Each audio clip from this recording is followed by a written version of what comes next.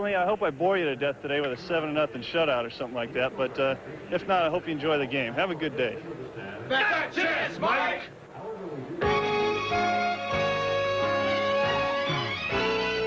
NBC Sports presents the Major League Game of the Week. Today from Anaheim Stadium, the Baltimore Orioles versus the California Angels. The Game of the Week is brought to you by Miller Lite. For great taste, there's only one light beer. By Mr. Goodwrench. No one knows your GM car better than Mr. Goodwrench. No one. By John Deere and your local John Deere dealer. And by Delta Airlines. Delta gets you there with care. And we're just in time for the first pitch of the day. A breaking ball for a strike. Hi, everybody. A very pleasant good day to you, wherever you may be. I'm Vin Scully, along with Joe Garagiola. And you're looking at the designated hitter in the leadoff spot, Alan Wiggins. He'll be followed by Jim Dwyer and then Cal Ripken. Just the start of things. Little pop fly to the left side. Backing out is Dick Schofield. One away. Let's take a look at Mike Witt, and then we can give you the starting lineup. Mike Witt comes in with a record of 5-2. No record against Baltimore this year. 4-8 lifetime. He's won 3 straight, and his record at home 3-1. And now we'll show you the men he's going to be pitching to. Leading the majors in home runs, the Baltimore Orioles with 55. You saw Wiggins pop up. Now you have Jim Dwyer, who homered last night. For Baltimore, it has been a case of home runs. A one-hopper picked up on the second by Joyner. 2 down. We have a moment now to look at the lineup. Alan Wiggins, Jim Dwyer, and Cal Ripken. Eddie Murray in the cleanup spot. Fred Lynn in center field. Then Ray Knight, Kerry Kennedy, Larry Sheets, and Rick Burleson. The Orioles, with 55 home runs, have been so hot they've hit 27 home runs in the last 8 games. And you go back to the 77 Boston Red Sox, they hit 30 home runs in a 9-game stretch. And they went on to lead the league. Strike to Cal Ripken. Ripken leading the American League in RBIs, tied for the lead in home runs and hits. Playing in game number 801 consecutively. Fouled away. It's the way you like to see a pitcher start off, and he's made 5 pitches, all strikes, 2 good curveballs to Wiggins. He got Dwyer on the first pitch, and he's way ahead of Cal Ripken. And as you can see by the numbers, he has a long way to go to get towards the top 5. 801 games. But the incredible part of the Cal Ripken story is the string of consecutive innings. I mean, he plays every inning of every game. A lot of streaks have been kept alive by a brief pinch hitting appearance. He has played 7,258 innings. And for baseball people, there's one more. He has never, his dad, the manager, of course, he has never missed infield practice, and there's a great deal of significance to that. Talking to his father, he said he is preparing himself that day for that game. Never misses infield. So quite a player up there. Cal Ripken fouls that one down the right field line, out of play. On deck is another man. There's the Ripken family. Billy not quite ready yet. He's a second baseman playing AAA. He might very well be here so that you would have the double play combination of Griffins managed by a Ripken. Eddie Murray. Incredible display of what he's been doing of late to capture everybody's attention. Ground ball to short. And Schofield takes care of him. So Baltimore gone in order, and at the end of half an inning, Baltimore nothing, and the Angels coming up. There's the Angel lineup, and they'll be facing Scott McGregor, who comes in with a 1-5 record. His victory, a 3-hit shutout against Minnesota. He is 0-4 in Baltimore. Well, he has done well here. Lifetime against the Angels in Anaheim, 11-3. And his career record of 19-7. Most victories versus any other team in the American League. He's coming off a very disappointing year last year.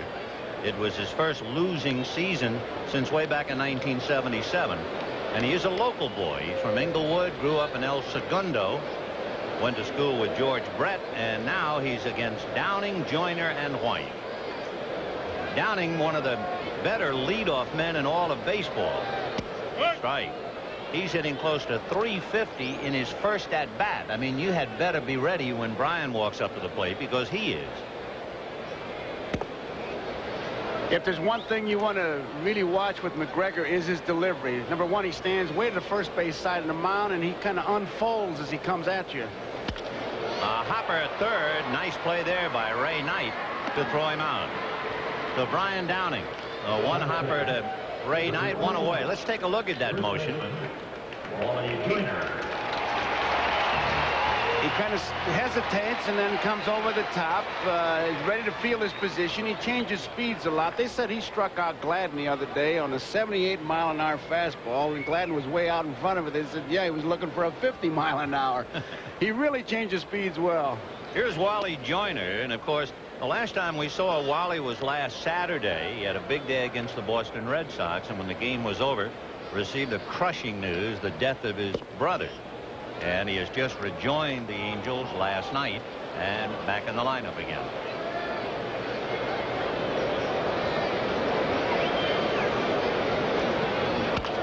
A little late on that fastball, and it's a high foul down the left field line, slicing back into the seat. So Wally Joyner trying to time the fastball was late.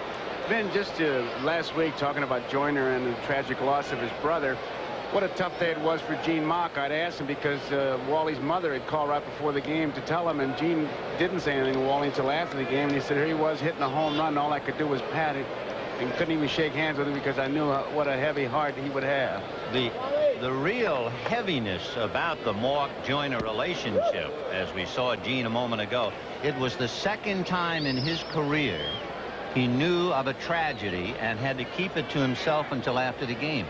He was the one who had to tell Cal McLish, a pitcher, that his daughter had been killed in an automobile accident. A drive to center. Lynn, a late start, picked it off. In fact, Gene said after the game, what made it so dreadful was it not only did he have another terrible message to deliver, but it brought back the previous pain as well.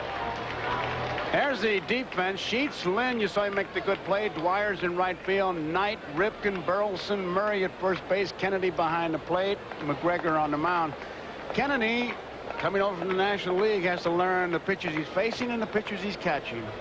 Well, here's Devon White, and a great comebacking play by Scotty McGregor to get Devon, who has a 7-game hitting streak. So McGregor helps himself. The Angels are gone in order, and at the end of an inning, no score. Here's that last play. Look at McGregor, first base side of the mound. Now watch how he kind of comes at you, different whoop over the top, and he's ready to feel his position, and he had to be to get that one almost over his head. Of course, once he gets it, it's an easy out, but he helps himself on the mound, man. Indeed he does, and of course, remember, his bigger success as Mike Witt and Scotty McGregor hook up, and it's McGregor's time to just cool off a little bit. Eddie Murray followed by Freddie Lynn, and then Ray Knight. Murray has just been awesome. He has 7 home runs in his last 8 games. He has driven in 12 and scored 13. Imagine that. He's been involved in 25 runs in his last 8 games.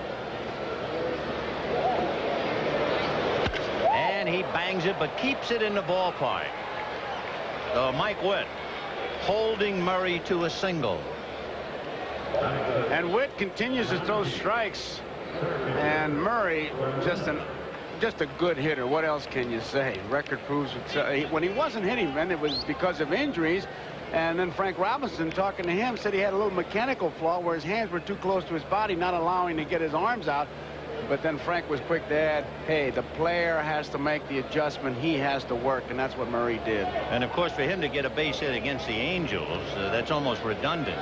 They just seem to go together. Ball 1 to Freddie Lynn. Murray's lifetime average against the Angels is over 333. So when we said he kept it in the ballpark, I guess for Mike Witt, that was an accomplishment. For Baltimore, they were the only team in the American League last year to have a losing record at home. And they're still up to their old tricks. They're 5 games under 500 at home. Freddie Lynn with an 8 straight hitting streak.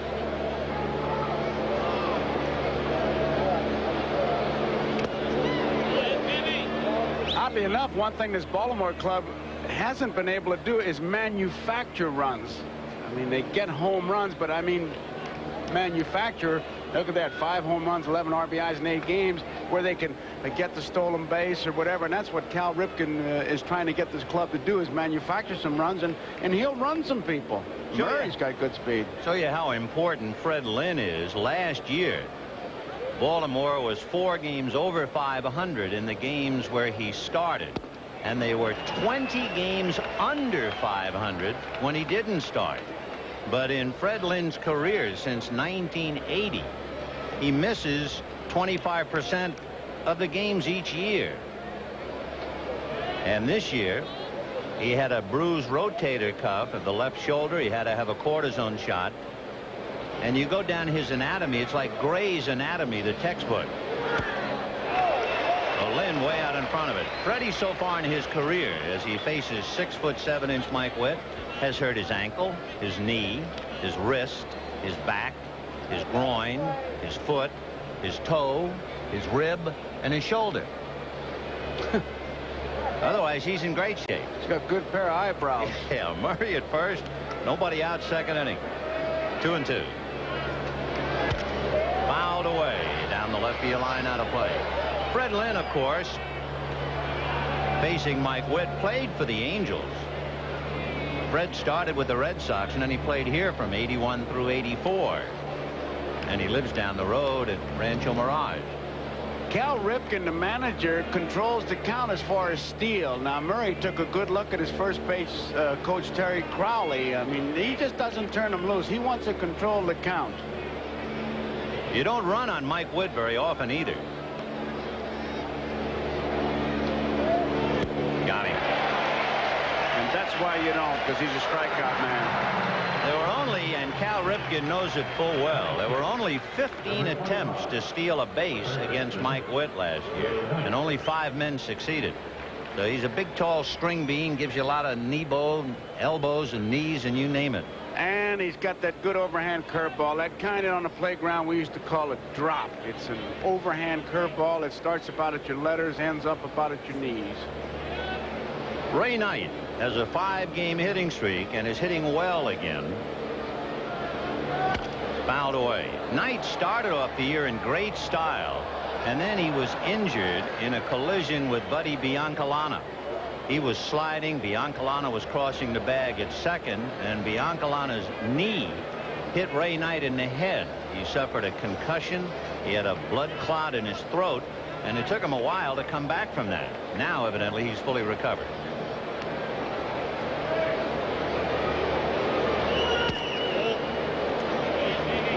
Talking with Ray before the game, and he was also mentioned the kidney stone operation, but he also talked about all the other distractions, you know, the not signing the contract with the Mets and this, that, and the other thing. He said, finally, I'm just playing baseball. He's happy to be doing that. Yeah, I'm sure.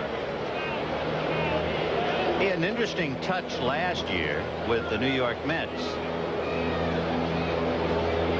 There goes Murray, and it's fouled away, and the count 1-2. This is what happened to Ray Knight in April. He's going to be going into second base. Now watch Buddy Bianco. The left knee hit Knight right in the forehead, and he went down. Last year, he hit a home run in the opening game for the New York Mets. He hit a home run in the last game of the year for the New York Mets, and he hit a home run in the final game of the World Series to clinch it for the Mets. Murray was going on the last pitch. Swing, no swing, says Ted Hendry, the first base umpire, and the count 2-2. Big curveball again, and I tell you, he started after it. So Ray Knight followed by Terry Kennedy.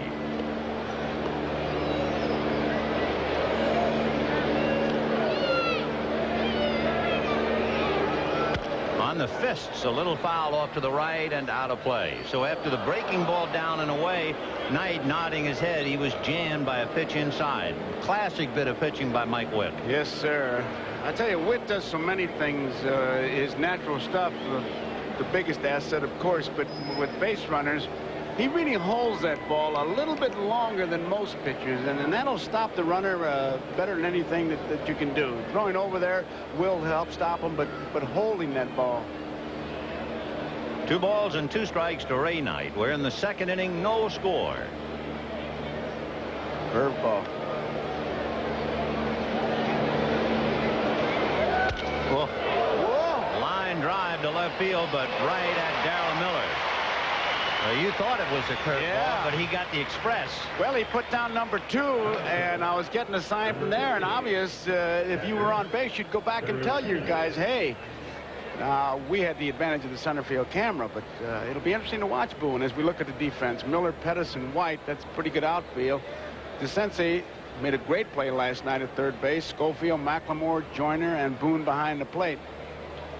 2 has always been a curveball, but it wasn't that time. Here's Terry Kennedy with Murray at first and 2 out.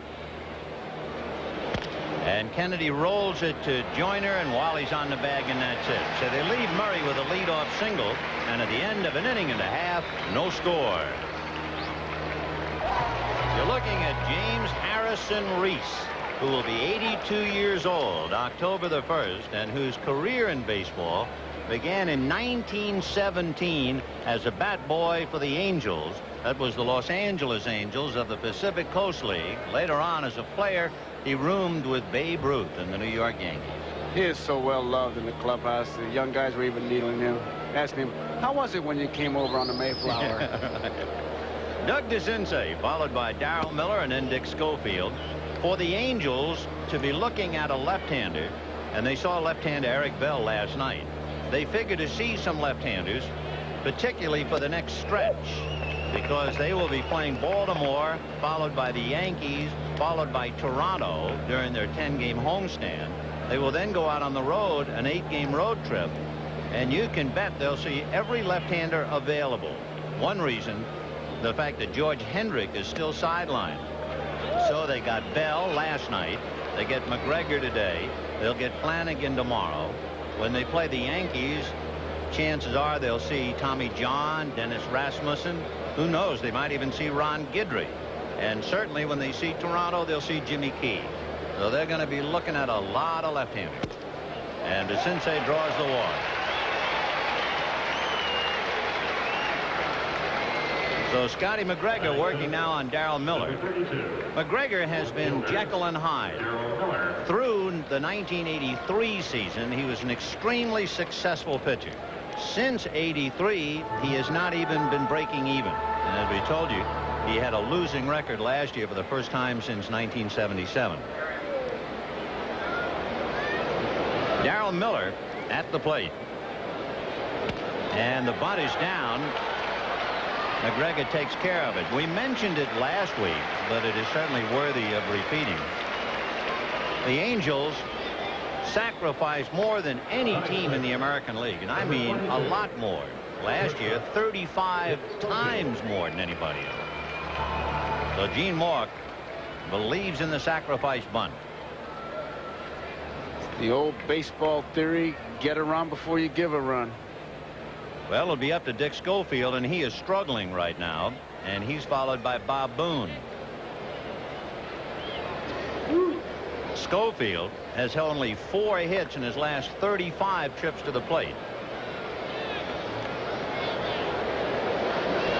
Big, slow curveball in there for a strike. That took a half hour to get to the plate. Oh, I tell you, he can change speed so well. The thing about him, he's a pitcher you have to let settle in. They kid him about being 6-hit McGregor. 0-1. Now the fastball, and he was late. Fly ball into right center. Jim Dwyer is there. DeCinces tagging to draw a throw, but he didn't fool anybody. And it's a perfect throw to third base anyway. Dug in a score. We were talking about Jimmy Key. Well, he's been roughed up by Oakland. Mark McGwire hit a 3-run home run for Oakland. Boy, that kid's hot. Boy, the guy that's hot is that Ozzie Virgil, huh? Yeah. Is that amazing? Here's Bob Boone. He has a 6-game hitting streak. He has, as you can see, just 2 runs batted in. So you have 2 down to Sensei at second, and Boone trying to pick him up. 0-1. Boone, among other things, coming back, had a sore wrist. He was out for a while. Darryl Miller, who's playing left field, has been catching. And Butch Weiniger, who figured to be the backup catcher, has an infected toe and might need surgery. Of course, the Angels have a lot of people hurting. Jack Howell has a bad back, although he might be ready to play this weekend. Weiniger with the toe.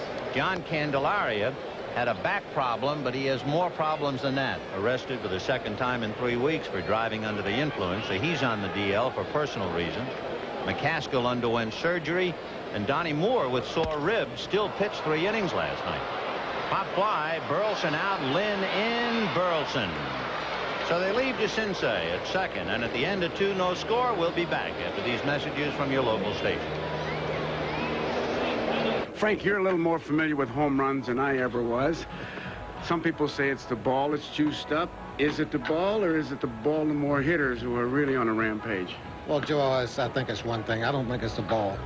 When Eddie Murray starts hitting and he hits his home runs, everybody in this ball club starts hitting, because when Eddie Murray does it, it gets contagious. Takes the pressure off everybody else. They relax, and everything falls into place. So Frank Robinson, that's how much he knows about home runs. Larry Sheets, Rick Burleson, and Alan Wiggins will be coming up. No score here in the 3rd inning. Larry Sheets leading the club with that .391 average. Last year, he really was a Mr. Clutch. He drove in 10 of 12 runners from third base with less than 2 outs. He figures prominently in the Baltimore attack. Fouled away. Big fella. He's 6'3", 225.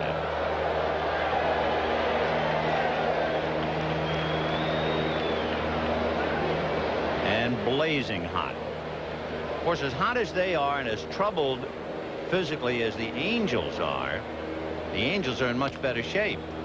The Angels are a half a game behind Kansas City. And meanwhile, Baltimore 7 games back of the Yankees. Interesting watching Boone giving 1 curveball, 2 fastball. He's turned it around. Huh?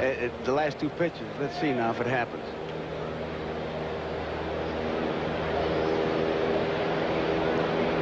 One inside. So well, yeah, let's see if it's fastball or curve. But fastball. No, I have to disagree with you. Let's watch it again. Wood working on Larry Sheets.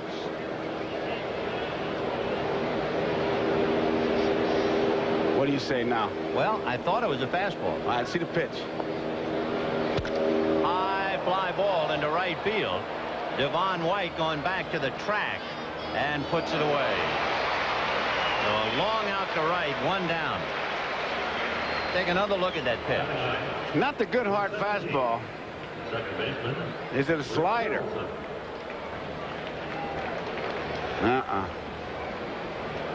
What do you think? Think it had a little wrinkle on it? I would have to say it did. Well, we'd like to remind our viewers we'll be selecting the NBC Miller Lite Player of the Game at the conclusion of the ball game. And here's Rick Burleson. No score. We're in the 3rd inning. Rick Burleson playing second base.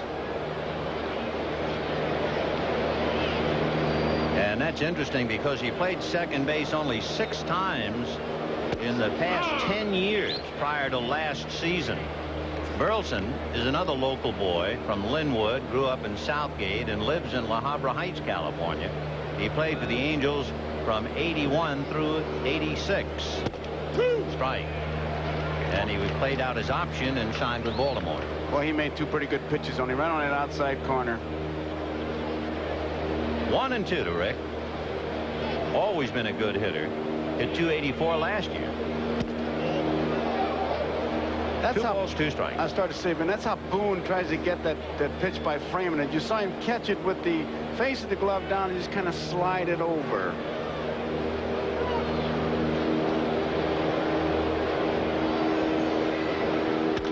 Fastball hit late and down the right field line, and Devon White comes over and tries to pluck it and made the catch. Disappearing from our view, but Ted Henry, the first base umpire, was right down the line. This kid is going to be a great center fielder. He's playing right field or left field, but he's going to be an outstanding center fielder. No two ways about it.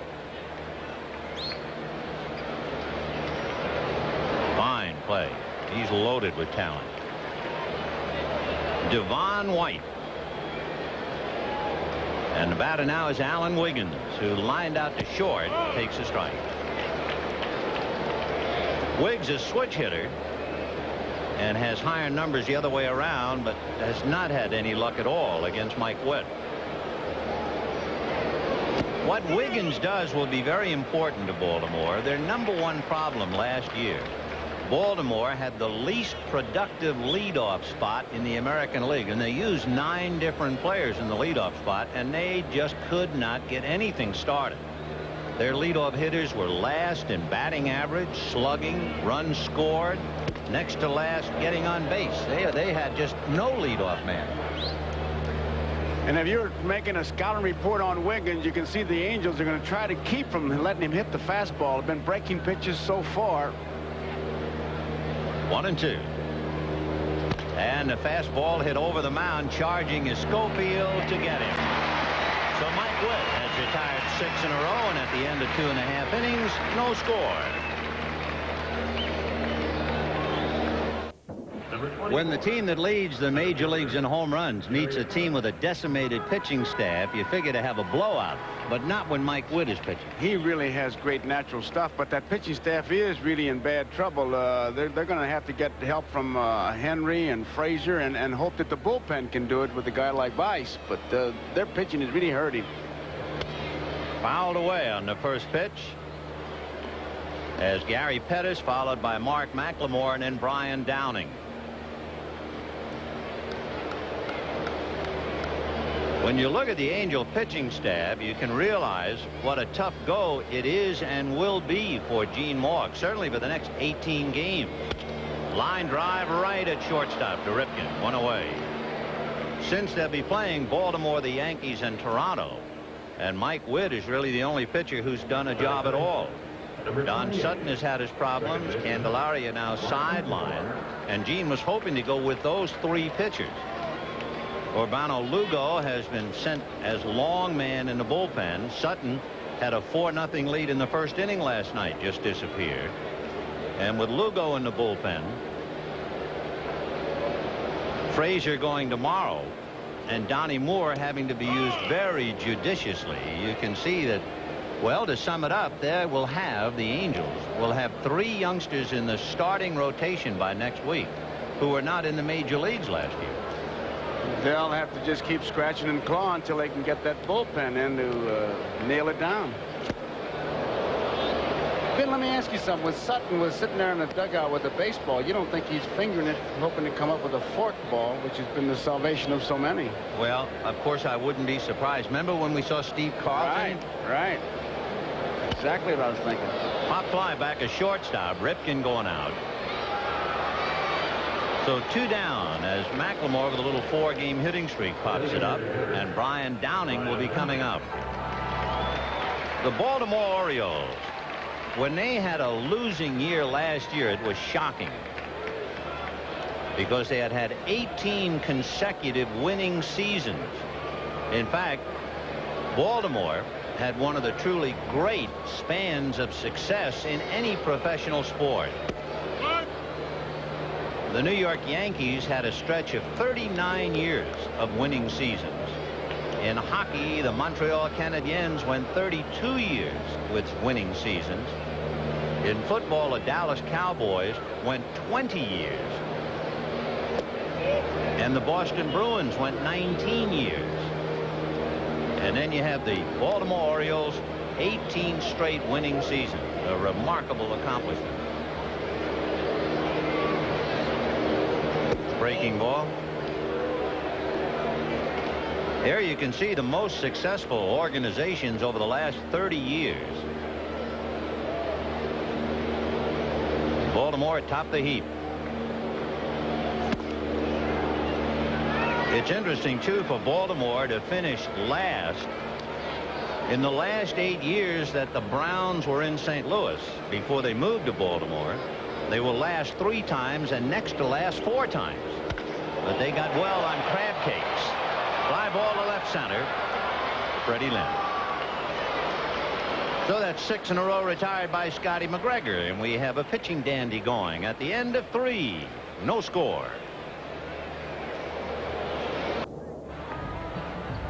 It was last Tuesday. Rupert Jones batting against Dan Petrie of Detroit. Now watch what Mike Heath does. The pitch is in the dirt. He blocks it, shovels it out in front, takes the mask off, and tries to retrieve the ball with the mask. There were runners at second and third at the time. Gene Moore came out of the dugout, pointed out Rule 705, paragraph D, which says that each runner may, without liability, be put out, advance 2 bases if a fielder deliberately touches a thrown ball with his cap, mask, or any part of the uniform. So Heath was guilty, and what happened was the runner at third, McLemore, was allowed to score. Brian Downing went to third. A 1 in a million play. But of course it shows you the struggles for the Angels when the manager is driving in runs. Interesting thing about that, it was a thrown ball. Usually it's a hit ball when they throw a glove at it or something. And Mike Heath said, I've been doing that all my career. Somebody should have nipped that in the bud. Jim Dwyer. That's a dumb rule. Yeah. It really is. I mean, what effect? But it is a rule, and that's the old story. Hey, it's in there. Why? Nobody knows. And Gene knew it. Yeah. Somebody said to him, well, how could you possibly have had that rule at your fingertip? Base hit to left for Dwyer. And Mark said, I read it in a book somewhere. He said, well, do you read the rule book all the time? No, he said, I haven't read it in years. You can bet me. I've got some swampland in Florida. You got it. Yeah. Talking about Mark and his years managing from the youngest to the oldest, he has also managed over 1,000 games more than any other active manager. Cal Ripken and Eddie Murray. So Mike Witt is getting into the deep water now where the Sharks hang out. And there's a drive into right center field, and that's in the gap and will go to the wall. Dwyer is to third, and remember Murray is coming up next, so there's no reason to send him in. And they don't. So Ripken doubles up the alley in right center. Dwyer goes to third. Now with nobody out in first base open, you wonder if they'll even look at Murray. He'll just take the bat right out of his hand. And that's why that fella batting behind you means so much. In the case of Murray, Freddie Lynn is the batter behind him.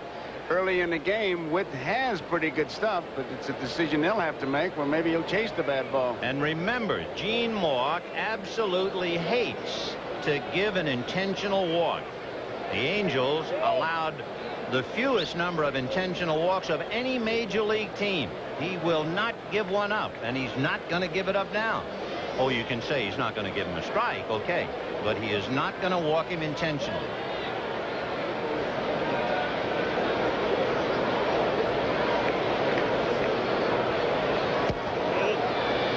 Ball 1. So Murray with a chance to get the Birds off the ground here. No score in the 4th. Runners at second and third. Baltimore hasn't lost a season series to the Angels since 1978. They split 12 last year. Fastball, and he had a rip at it. 1-1. Eddie Murray with a home run last night. And how about those numbers?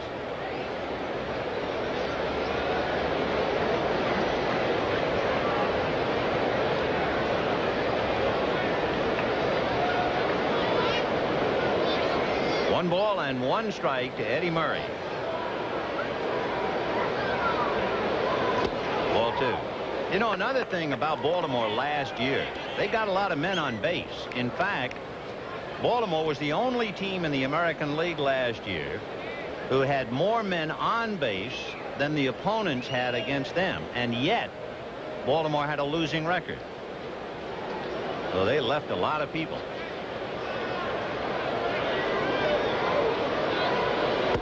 Good. Boy, the body bottom dropped out of that thing.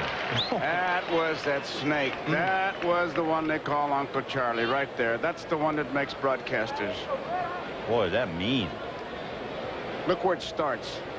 And look where it ends up. And you don't really get the velocity from that shot, but that thing was moving. Mean pitch. 2-2.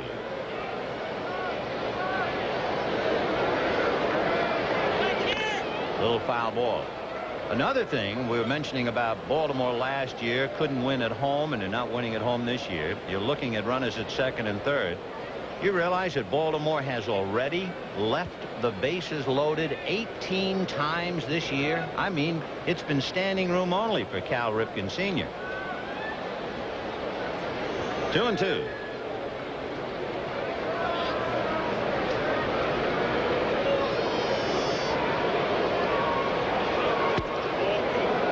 Just inside. Boy, if you're going to throw that hard fastball inside, that's the spot. Would you say this is pitching a hitter tough? Oh, he really is. He hasn't given him an inch. He has really shown him his good stuff and in good spots. It's one thing to have a good curveball, but where are you throwing it? He's had real good control of it so far. 3-2 the count. Eddie Murray. No score in the fourth. Runners at second and third. Nobody out. Little pop foul off third. DeCinces can't. Oh, he hit his jaw. He hit his jaw. His Adam's apple. Adam's apple. He hit that pipe. Yep, that's the Adam's apple. Whoa. Oof. Earl Batty in the World Series. Remember that in Dodger Stadium? Yeah, he looked like he was going to make that play. So Doug DeCinces fully extended, a head-on collision, and despite the fact that that railing is padded, it's as if somebody just hit him in the Adam's apple. He went down like it hit him on the jaw, but you could see it hit him right across the Adam's apple. And I tell you, having had some foul tips nail me there, Ben. Oh, I can sympathize with him. Funny, when that happened, I was thinking of Earl Batty as you said it. Watch this now. He will hit it head on with his head back. Right there. What oh my gosh.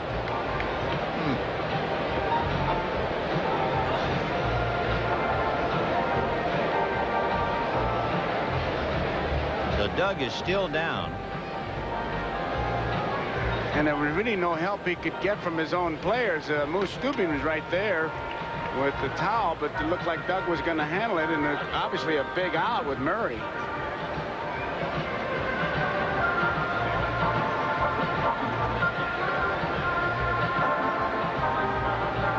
So Doug DeCinces has been an outstanding third baseman. In fact, when you start talking about third baseman in the last several years, you would think of Mike Schmidt and immediately follow that with Doug DeCinces.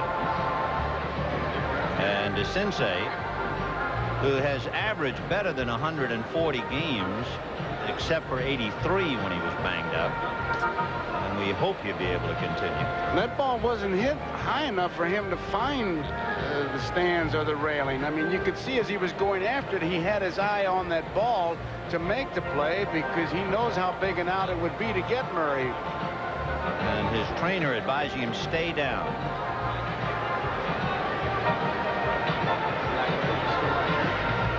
And I would think he will have some trouble speaking and swallowing. And whether that will cause him to have to come out of the game remains to be seen. But what a bizarre, somewhat freak play.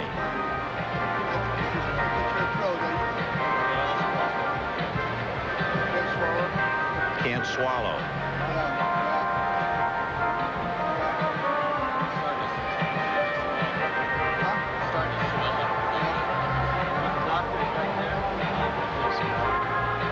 From the looks of things, he will not be able to continue. You can hear bits and pieces of conversation. He can't swallow, and they mentioned about the doctor.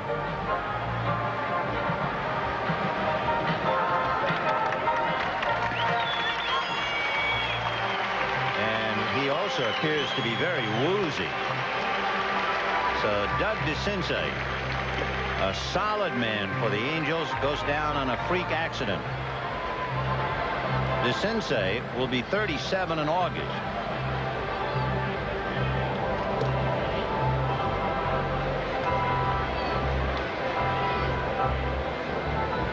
This was that little foul ball off the bat of Eddie Murray. He knows he's close. You could see he was almost trying to feel, but he didn't get the top of the railing and just ran right into it. And you can see him grabbing that throat area. The left hand was going after the ball. The right arm and hand was fully extended, and he was groping for that area. After all, this is his ballpark. He knows it pretty well. But if you noticed, his right hand went under the railing. So he still thought he had a little room, and all of a sudden he was blindsided by the padding. So that's a terrible break for the veteran third baseman. And now we will see who will take over. Gus Polidor is certainly one who might wind up at third. We'll just have to wait and see. So timeout. There's Polidor, but he does not have a glove. He's not showing any signs of loosening up or getting ready. Maybe DeCinces went back, and perhaps a doctor will take a quick look at him. Maybe Doug's going to try and tough it out. Denkinger is over on the Angel, right in front of the Angels dugout, the home plate umpire. Last Saturday, Jack Howell tried to make a diving catch and succeeded in Boston, but he hurt his lower back, and he hasn't played since. Howell, who could play third base and left field, has not played since last Saturday, and now looking at DeCinces, you get the feeling that he's going to come back and stay in there, and he is. Boy, that is great news. Oh, that's great. What a relief.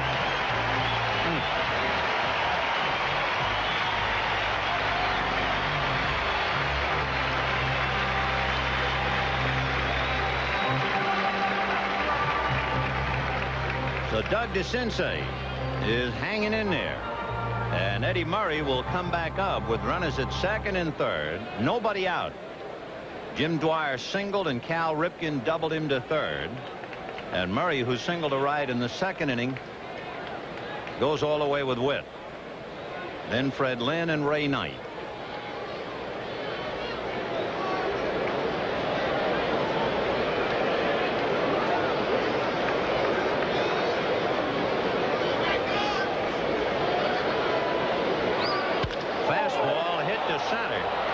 Going back on the ball. Both runners tag. The catch is made.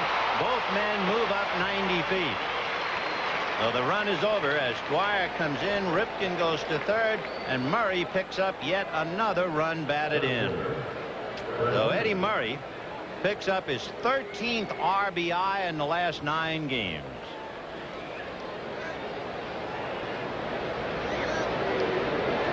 He came close to sticking that thing on the wall, too. Yes, he did. Ball really carries exceptionally well here in the daytime. So it is 1-0 Baltimore with a runner at third and 1 out. The batter is Fred Lynn, who struck out in the second inning.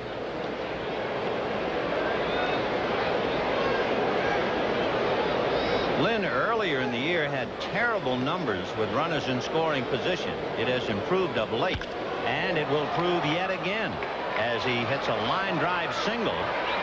The throw is going to come to the plate because the ball was hit and carried so far. It looked like Darryl Miller might catch it. So Ripken started to go back to tag up, and that made for a play, and he had to go back because it landed so close to the on-charging Miller. And now he sees it lands. You saw how that stutter step, and he wanted to see where Miller was going to throw the ball. Miller comes to the plate. That ball was hit very hard, and I thought it might even get by him, but the grass is high both in the outfield and the infield, and Ripken thought it was a base hit and then thought it was going to be caught, and he was stutter stepping his way there. So Ray Knight with a 5-game hitting streak, and he lined out to left in the second inning. Baltimore leading 2-0 in the 4th inning.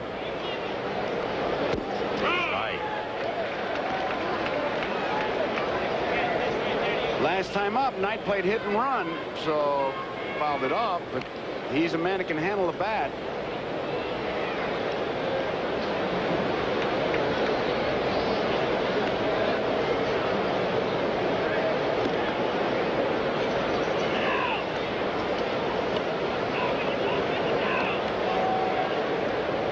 Baltimore 2, Angels 0, top of the 4th inning. The O's exploding for 2 singles, a double, and a scoring fly ball.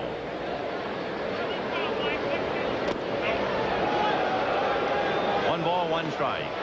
You know, I'm talking to manager Ripken about hit and run plays on his ball club. He mentions Knight. He says, when I put a hit and run play on, I don't want a guy to try to hit behind the runner. I want him to drive the ball. It's more like run and hit.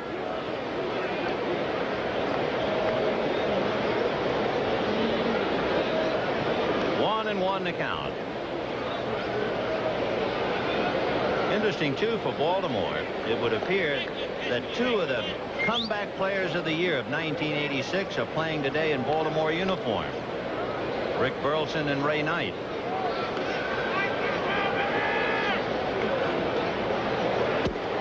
Ball 2-1. Baltimore last year did not have any speed. In fact, they only had 2 triples the entire season at home. You don't get real base stealing in the American League that much. If you take out a Rickey Henderson, the American League steals probably 30% less than the National League because of the DH. On a hit and run play, there's a fly ball to left field to Darrell Miller. To carry what you just said, Ben, a step farther, Terry Kennedy, we're talking about the difference in leagues, and he summed it up by simply saying the National League is speed, the American League is power. And I think the DH has probably the biggest single factor where, and certainly Baltimore and Earl Weaver hung around always for that 3-run home run. That's right. Hated the bunt. 3-run home run. That was his best play. So here's Terry, who grounded out in the second inning. And it's a pretty simple figuring to understand why they went out and made a deal for a catcher. There's a solid single to center field. Stopping at second base is Lynn. Baltimore catchers last year combined had only 40 RBIs, the fewest in the major league. So you knew that Hank Peters had to have a catcher who can swing the bat, and he opted for Kennedy. And Cal Ripken, the manager, really high on Kennedy. He said he comes out and he has been working hard. He has really done a job. And Cal, the catcher himself in his playing days, can really appreciate what Kennedy is going through, learning both his pitchers and the opposing pitchers. And Kennedy the other night hit a home run to beat Brett Saberhagen, and it was Saberhagen's first defeat of the year when Terry hit it out. Larry Sheets, 1 ball and no strikes, and he is the 7th man to come up here in the 4th inning. Kennedy figures if he can stay around 250 until the middle of the year, then he can do a little bit better knowing the pitchers. So Dwyer singled and Ripken doubled him to third. Murray's fly ball picked up Dwyer. Lynn's single scored Ripken, and after Knight flied out, Kennedy singled to keep it going. So Lynn is at second and Kennedy is at first. Freddie Lynn at second base, an old base running trick, but he looks like a diplomat, an ambassador going to a consul carrying his pearl gray gloves in his hand. But actually, that will prevent him from dragging his hand if he has to slide. So he carries his glove. 1-1. Ground ball to the right side. McLemore has the play to Joyner, and the inning is over. But Baltimore comes up with 2. And at the end of 3½, 2-0 Baltimore.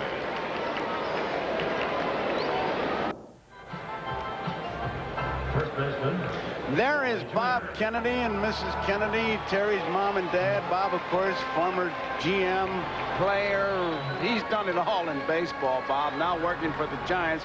Here watching young Terry. There's the chip off the old block behind the plate. And Wally Joyner, Devon White, and Doug DeCinces. Big, slow freight outside. Joyner flied to center in the first inning. Wally 0 for 1.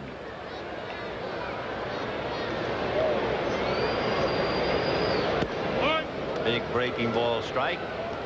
1-1. And Oakland, inspired by McGuire's home run, leading Toronto 4-2. And I don't think that spelling is correct for the McGuire family. 2-1. California last year 1 game above 500 against left-hand pitching, and they are 1 game under against left-handers this year. That was one reason why George Hendrick figured so prominently to take a little heat off people like Joyner. 2-2. Fastball. Oh, yes, in the lineup they have switch hitters. There are 3 switch hitters in the Angel lineup today: Devon White, Gary Pettis, and Mark McLemore. But they could use Hendrick. Popped up on the left side. Ray Knight with the shades down.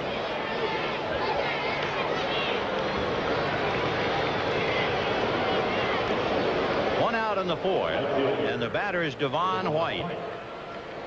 White hit sharply back to the box, and Scotty went up the ladder and made a nice play in the first inning to throw him out.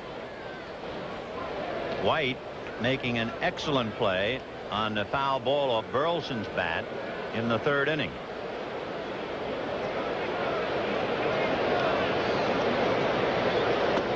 Big sweeping curveball. Ball 1. As you watch Kennedy give the sign, you see McGregor shake him around. It really proves that all you can do as a catcher is suggest. The pitcher has to make the decision. 1-1. He knows exactly what he wants to do. They had a meeting before the game, and Cal Ripken says he just goes over all the hitters. 2-1. Scotty certainly has been breezing so far. He made the first 3 innings in less than 30 pitches. And he's a pitcher that has to settle in. Shot up the middle. So Devon White gets the Angels' first hit in the 4th inning with 1 out. And Doug DeCinces will not come up. Here's the first base hit. Looked like he hit it kind of off the end of the bat, but perfect spot up the middle. Jack Howell, who has been out for a week with a bad back, and Howell is coming off the bench to hit for DeCinces. So Doug tried to stay in. As we told you, we heard him say he was having trouble swallowing, and figured to be virtually impossible to play a game when you couldn't swallow. So Howell takes over for him. Howell just took some batting practice yesterday. He had been out with the bad back, pain in the lower back. We saw him make a dazzling catch last Saturday in Boston. Made a great diving catch on a ball hit by Ellis Burks. Ball 1. So Jack Howell, outfielder, third baseman. He began his career in the California organization. He's a product of the club.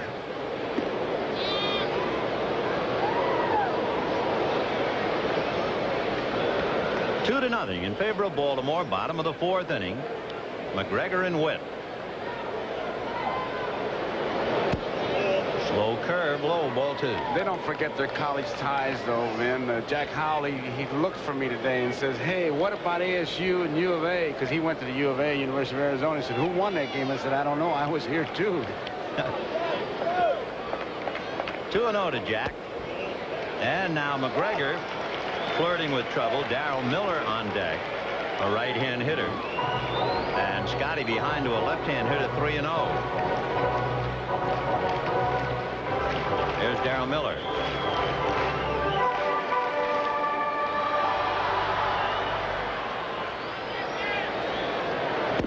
That's in there.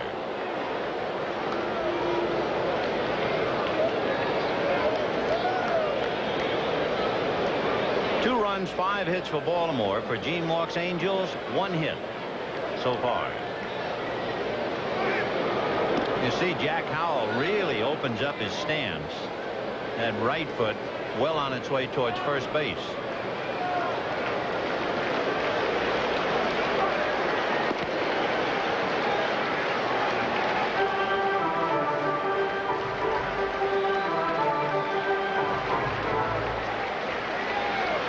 There goes Devon White. Swung on and missed the throw. He's under the tag. Tell you, Kennedy made a good throw. Devon White, great speed. He had, I would say, an average jump.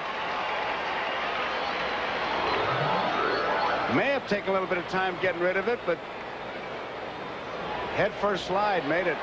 So he's 7 out of 10 in stolen bases. Look at him reach for that bag. You know, a lot of guys that head first slide, they slow down. Other guys pick up speed. He picked up some speed. And he went in very gracefully. Some fellas go in head first and wind up jamming their shoulders. They hit the bag as if they're throwing a block. So Terry did the job well enough, but Devon White steals it. 3-2 to Howell, and a fake by McGregor. Last year, the Angels' success rate of stolen bases was best in the division. And he's walked him, so the tying runs are aboard with 1 out.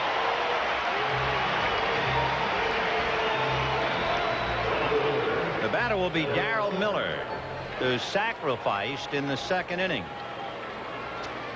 He's been behind all 3 batters in this inning, which is in contrast to the way he started this game. We alluded to it by they call him 6 hits McGregor because they figure he might give up 3 in the 1st inning and scatter out the rest of the game when he settles down. But he usually is ahead. Though he has walked 2, and each time it was DeCince's spot. Doug in the 2nd inning, and the man who hit for him, Howell, in the 4th. The report on Doug DeCince, and it certainly comes as no surprise. He has a bruised throat. So 2 on, 1 out, Darrell Miller, who's from nearby Yorba Linda. He began his career as a catcher, switched for 2 years in the outfield, went behind the plate and caught 9 games this year, but he's back out in left field again. The name Miller is a prominent one, especially in sports. His brother Reggie stars for the UCLA basketball team, and his sister Cheryl was an All-American basketball player for USC.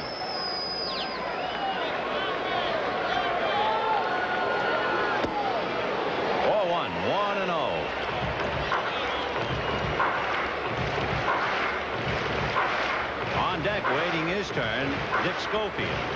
It's 2-0 Baltimore, but McGregor in a little trouble. A base hit and a walk with 1 out. And a pickoff play late. But Burleson was right on White, but he was on the bag.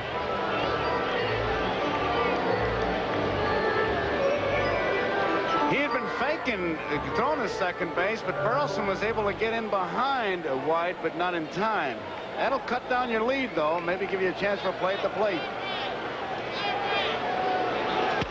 Fouled away off first base, down the line, and will carry to the top level and stay up there. Darrell Miller, good-sized kid, 6'2", 200-pounder. Big upper body. Saw him in the locker room before the game. He is strong. 1-1 to Darrell. Another pickoff play, and the throw hits Devon White and goes out into right center. White will score. Holding at second is Howell.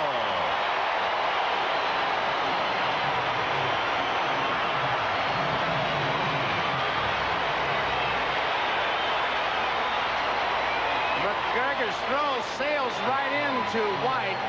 Burleson can't get it because Devon White is between him and the ball, and it caroms off. Or you see Burleson, and that ball sails right into White, right there, hit him off the hip. You're going to get hit, boy. That's the spot to get hit. Perfect. Looked like he had a wallet. Hit him right on the wallet. So Ripken sees his defense let him down. The Baltimore is an expensive one, and it's Baltimore 2, Angels 1.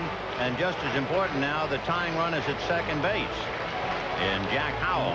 And the double play is not in order. Well, McGregor battling to stay in front. 1 ball, 1 strike. He's missing with that big slow curveball, and the Angel hitters are laying off it.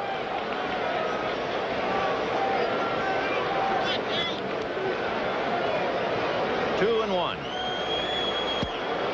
Now he's in trouble. 3-1. You might be interested that Scotty made 29 pitches in the first 3 innings. He's made 21 pitches already here in the 4th, and they're moving around in the Baltimore bullpen. And he's walked him. Oh, he's all over the place now. 3 walks, 2 in the inning. And Dick Schofield will be coming up. But meanwhile, Mark Wiley going out, and Ken Dixon begins to loosen up in the Baltimore bullpen.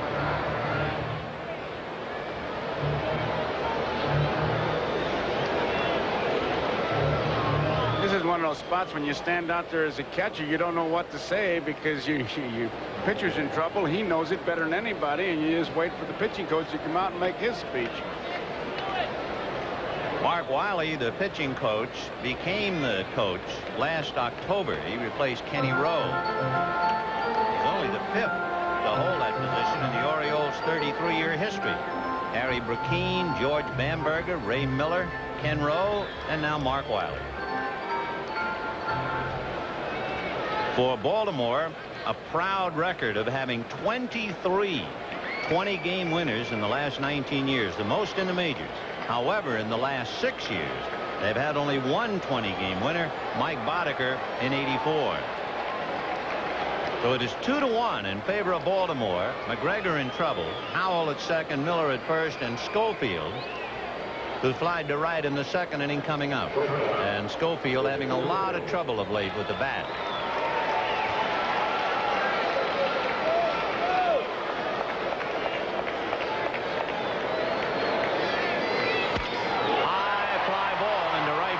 Dwyer is there. The run is tagged. The catch is made, and coming over is Howell, and he will beat the throw. So the time run is 90 feet away with 2 outs.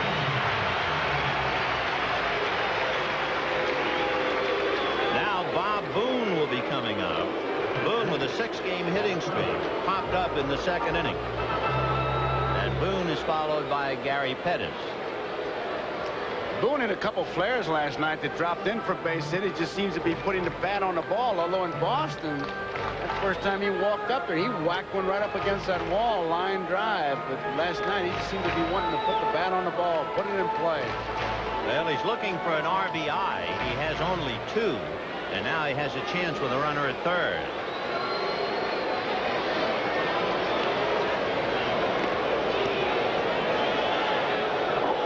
And Burleson, Ripken, and Knight on the infield. Sheets, Lynn, and Dwyer in the outfield. And it's McGregor and Kennedy.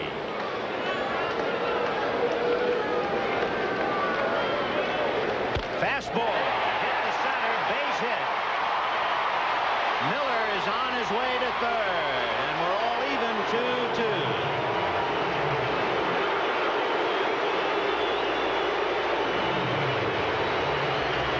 Took such a nice, easy swing, just wanted to stroke the ball, didn't want to drive it, just put it in play, and that's exactly what he did, right back up the middle. Here's the swing. Nice, soft, he served it, love 40. Boone is a pretty good contact hitter anyway. He's up there just to meet the ball. Has only struck out once this year. He just put the bat on the ball. So in a 2-2 tie, with runners at first and third, the switch hitting Gary Pettis, who lined out to short in the third inning. Big off-speed pitch. This is what they'd like to see this young fella do. In fact, they talk about maybe he should get a big, thick-handled bat, choke up on it, and chop down and run. He has already struck out 38 times this year. Half swing. My mother had a great expression. I first heard it when I was a little kid, and I would drive her to distraction, and she would finally say to me, you know, you would drive a saint to drink.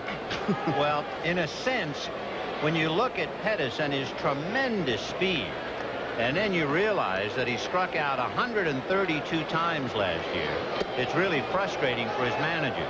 And 125 the year before, and 150 in the year before that.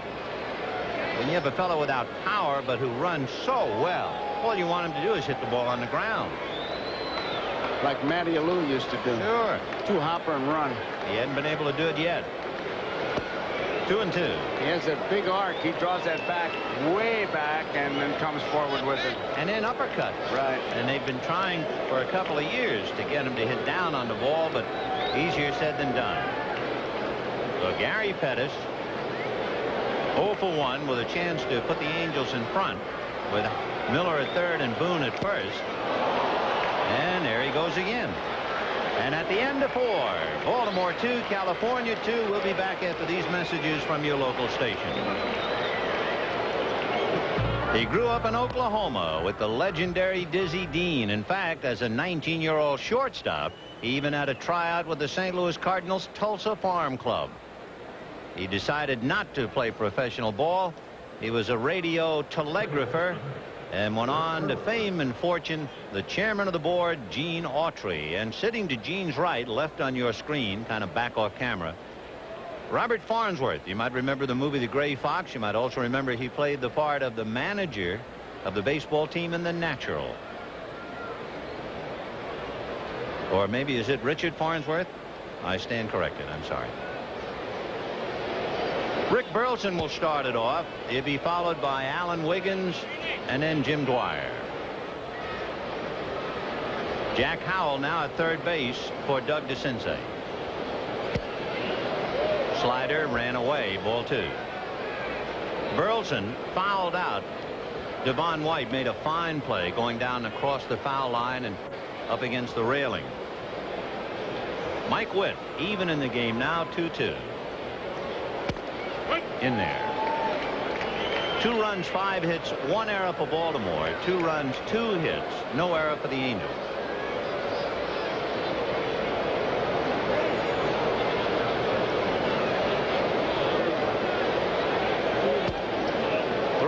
The count. You know, the base on balls was a trademark for the Angels last year. They received the most walks in the majors and allowed the fewest in the division. And wouldn't you know, it was a couple of walks in the 4th inning that got him back in the ballgame. And there's ball 4 to Rick Burleson. The first game today down in the Astrodome, Jamie Moyer held off Nolan Ryan and the Astros 2-1, and the key was the home run by Ryne Sandberg in the 6th inning. DePino got the save, and of course he used to pitch for Houston. He had to get Dickie Thon for the last out. They've got a good combination going, Wiggins and Burleson. Wiggins has lined out and grounded out. He has struck out 10% of the time, which makes him a good man to put a play on. Takes a strike. Witt's been using the curveball very effectively to Wiggins. The last time was the fastball after showing him nothing but breaking stuff. You can see how he's bearing down, taking a look at his coach Jimmy Williams at third base.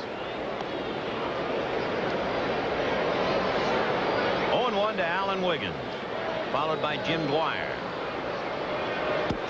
A strike on the corner. 0-2 to Allen.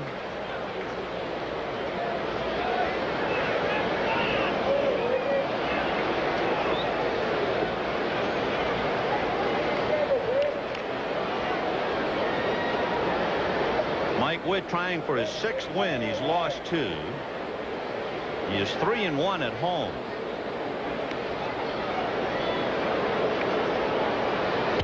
Ground ball, foul outside of first and down the line. So it's still 0-2. In looking at the Orioles trying to get something going, last year they had an incredible collapse when you think about it.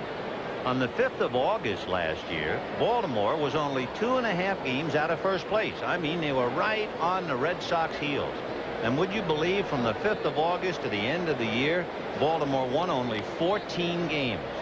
The rest of the year, a drive towards right center field. Devon White moving over.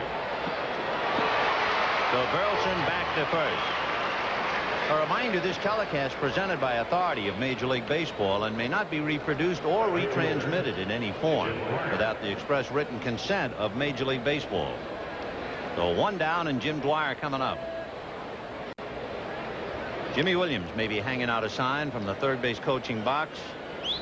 And here's Dwyer, who grounded out and singled. He's one of those guys that can handle a bat with good power, according to Ripken. So you can expect anything, although you wouldn't look for Burleson around. But who knows these days?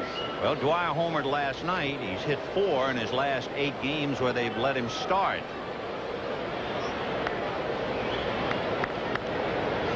Well, Burleson at first, 1 out in the 5th, a 2-2 tie. He's got a nice gap between first and second. Dwyer can pull the ball. A lot of things going on.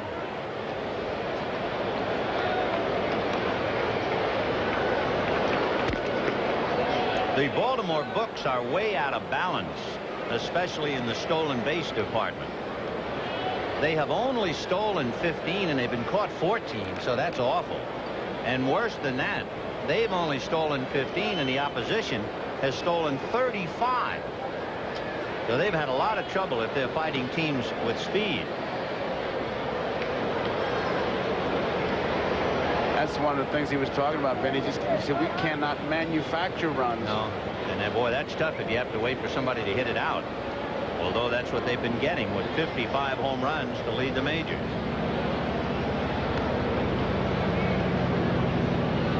One ball, no strikes. There goes the runner, and it's fouled away. See, he's got a hit and run combination up there we mentioned. And I like Cal Ripken, the manager.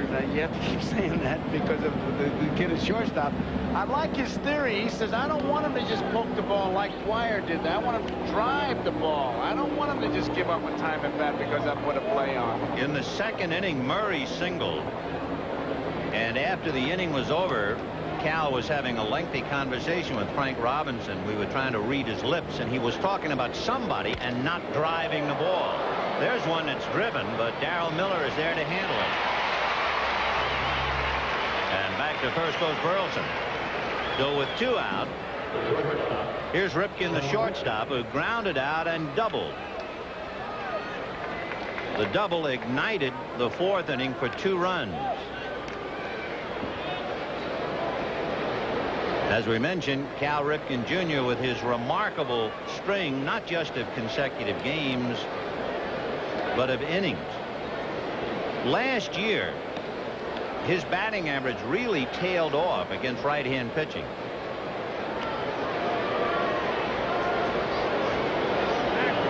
Last year, Cal Ripken hit .360 against left-hand pitchers, but only .255 against righties. A 100-point fall off. That's severe.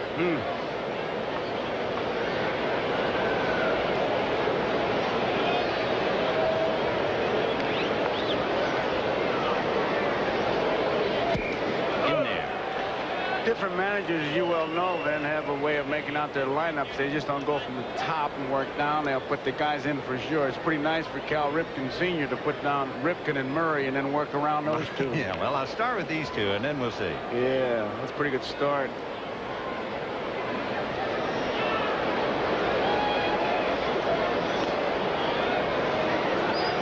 Of course, for Ripken to get that doubled in the 4th inning, that's no news because for the last 4 years, Cal Sr. has seen Cal Jr.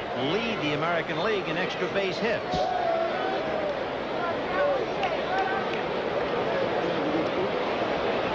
Two-two tie with 2 out in the 5th inning.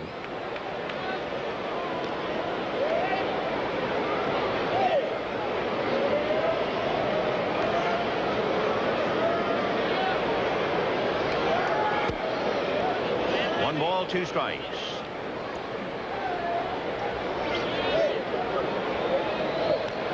Mike Witt trying to really help the Angels. He can help them a lot of ways, not just by winning, but by going the distance and giving a tattered pitching staff a day off.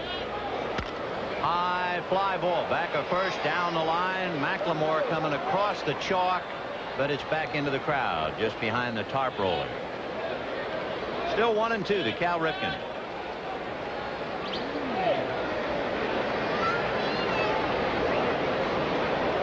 So back to first base goes Rick Burleson. In talking about Witt and his contributions to the Angel pitching corps, most of the time he'll get into the 7th inning.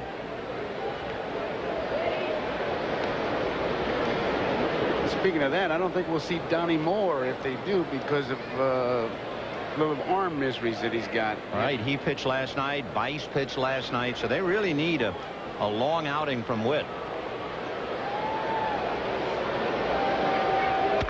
Line drive the other way, foul. In watching Witt, and we mentioned that a minute ago, that base runners do not do much running against him. While he was pitching, only 5 men succeeded stealing a base last year. And of course, he's operating right now against a team that doesn't run anyway.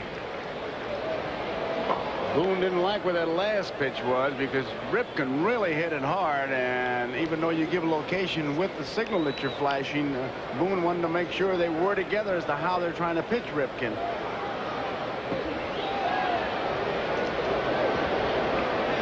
Burleson at first, held on by Joyner.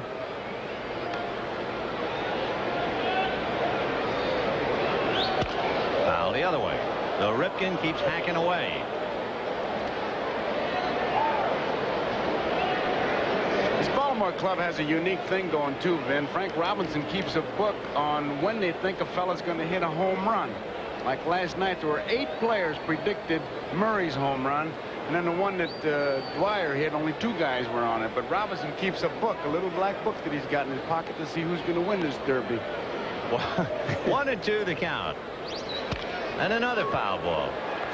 So the reason I noticed it last night, I'm watching the game. Murray hits a home run. They all went up and gave Robinson high fives. And I said, what was that all about? I said, that was all the guys that predicted he was going to hit the home run.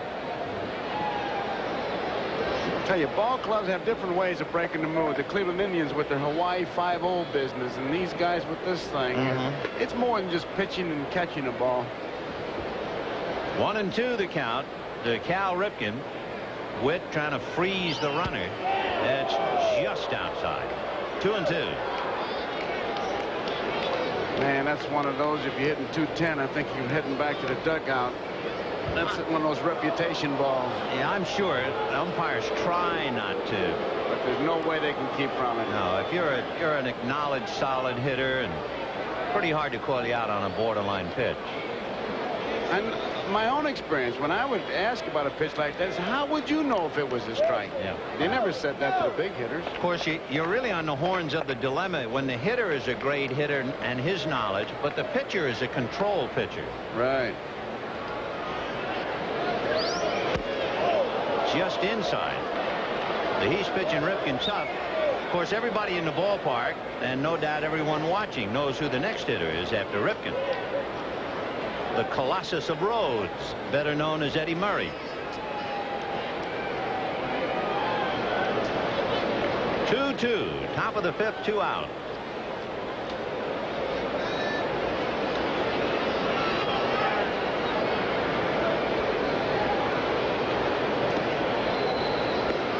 Runner ready to go now on a full count. High fly ball to center. Pettis is there. So they leave Burleson, and at the end of 4.5 innings, Baltimore 2, California 2. A walk in the park for the first 3 innings, and boy, what a struggle last inning. And McGregor set sail for the 5th. A one-hopper at 3rd. Nice play by Knight to stay with it and get him. Whoa. He was playing in on the grass to protect against the bunt, and he had to protect his life with that one. Look where he was playing and moving in, and here it comes. And he was in front of it. He didn't just kind of flag it, give it that old leg grab. It was quite a play. So with 1 away, nice play by Ray Knight, and Brian Downing will be the batter. Downing grounded to 3rd and flied to center. The bench is really giving it to Knight. Slow freight high, ball 1, 1-0. In the old days when that would happen, the guy would always holler, well, you keep playing like that, you'll never eat corn on the cob. High fly ball to left field, and it's carrying. Sheets going back on the track at the wall. So Brian Downing along out to left, 2 down.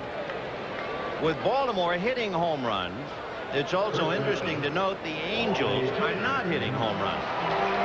In the last week, the Angels have have been out-homered 11-2. And the 2 home runs they hit by the same man, Mark Ryle. And it's head-shaking time for Downing. He thought he hit it out. So McGregor with 2 down, working on Wally Joyner, who flied to center and popped to third.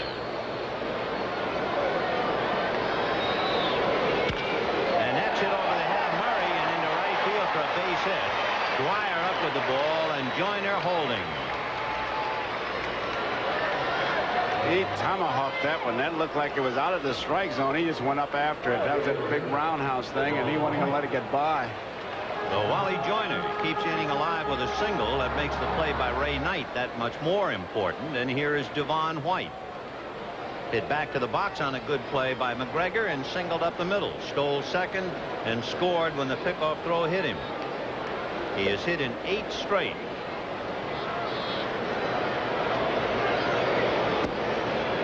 Ball 1-0 to Devon White.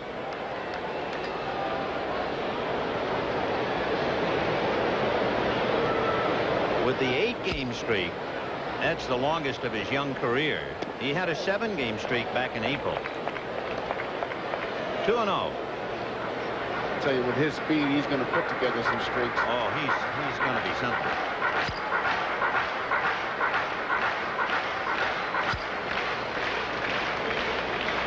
In there.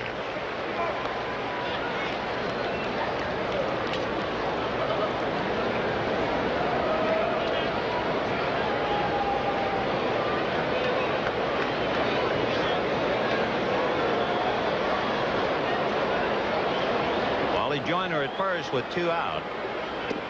White trying to time that slow curve. He has 8 home runs this year. 7 of the 8 he hit left-handed.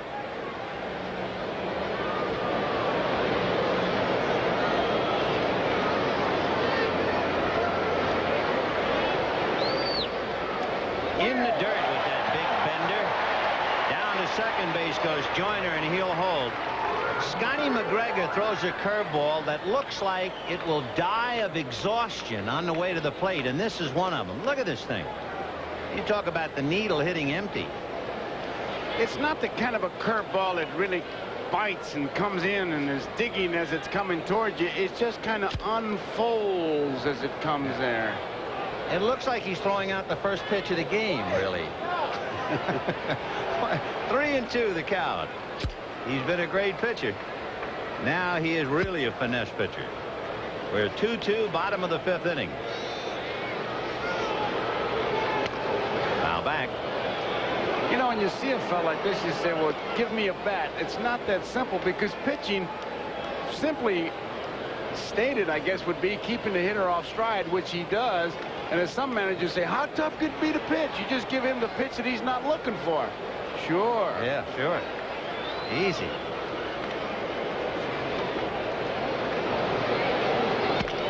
Ground ball wide of third, backhanded by Ripken.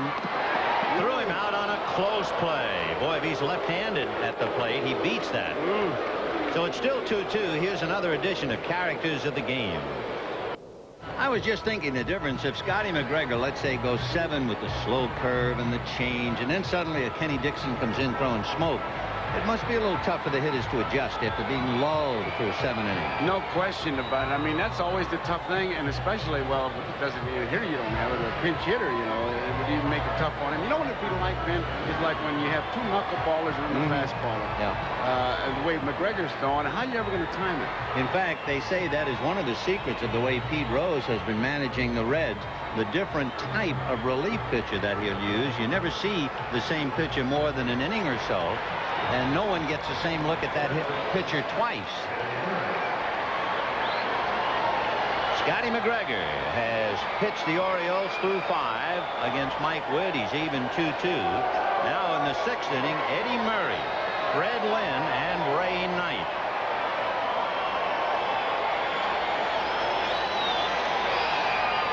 Eddie Murray singled to right in the 2nd inning. They pitched to him with first base open in the 4th, and he had a scoring fly ball. Fouls this one away. 0-1.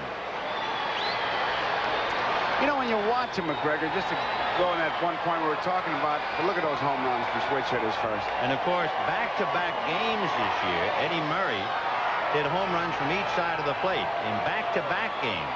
He has done it 8 times in his career.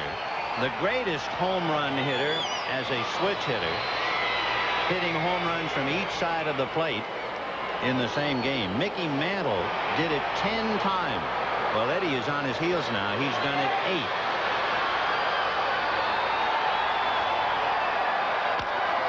Little dribbler foul, and the count 1-2. Just to finish that thought, Vin, there really are 3 strike zones when you stop to think about it. There's the pitcher's strike zone, the umpire strike zone, and your strike zone. And the pitcher's strike zone, it's the pitch he likes to throw that he feels most confident with. And as a hitter, you try to figure that out. With McGregor, changing speeds makes it doubly tough.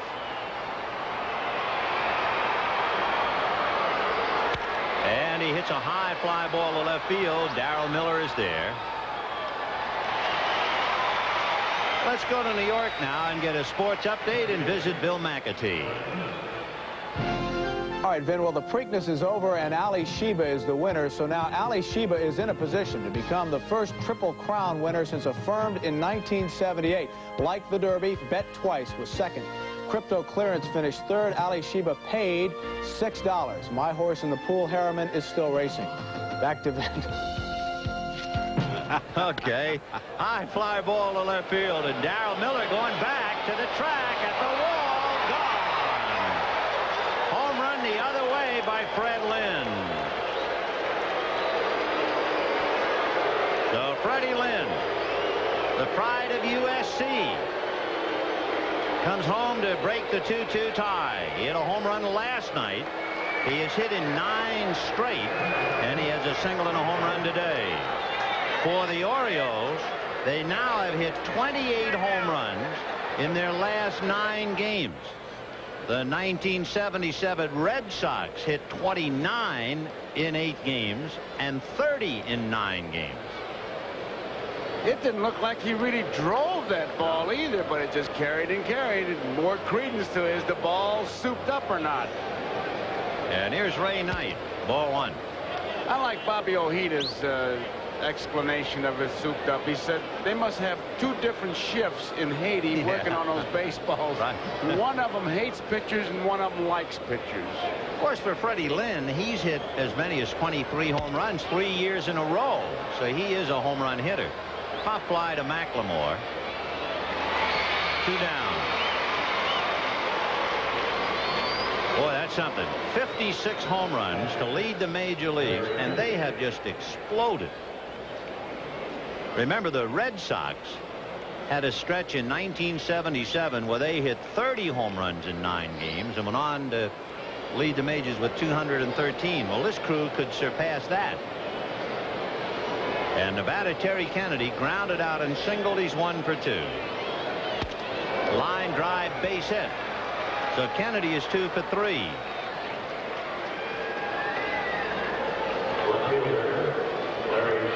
The Witt has allowed 7 hits and 3 runs, and Larry Sheets will be the batter.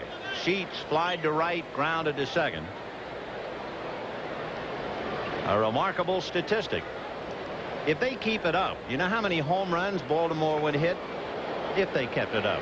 255, which would be a record. You know what that is? That's projected potential. Yeah, That's what right. that is. That's a new category. Election headquarters projects Baltimore. Crab cakes and 255. Uh-oh. Ground ball to the right side to Mark McLemore. Bad hop. His arm throw. Got him. 1 run, 2 hits. Lynn's home run breaks the tie. It's 3-2 Baltimore. Mark McLemore wrestling that bad hop as it hit him high off the right shoulder. He never quit, and Larry Sheets is not your 60-yard dash man anyway. A reminder tomorrow, an NBC Sports special headlining the day. Cannonball, 1 lap of America, takes to the open road for America's longest endurance rally. That's tomorrow at 3 p.m. Eastern Daylight Time. And Sports World takes a step back. Your favorite sports legends return at the Veteran Superstars. Among those, you'll see Walt Frazier, Joe Torre, former Dallas Cowboy wide receiver Drew Pearson. Big day tomorrow. Jack Howell, who is finishing up for Doug DeCinces. If you weren't with us, DeCinces, chasing a foul ball, ran into the railing of the photographer's well, and the railing got him in the Adam's apple, and he gamely stayed in but had to come out. Howell batted for him in the 4th inning, walked and scored a run. Jack coming back from a bad back. 0-2. Then you talk about the veteran superstars. I don't know why it triggered the thought, but I'd like someday to sit and watch a ball game with the guy I visited with yesterday, King Carl Hubbell, who's back in Mesa watching every game. 1-2. Big slow curveball hit to dead center.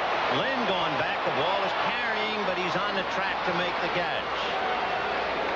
In case you might have joined us a little late, this is what happened to poor Doug DeCinces.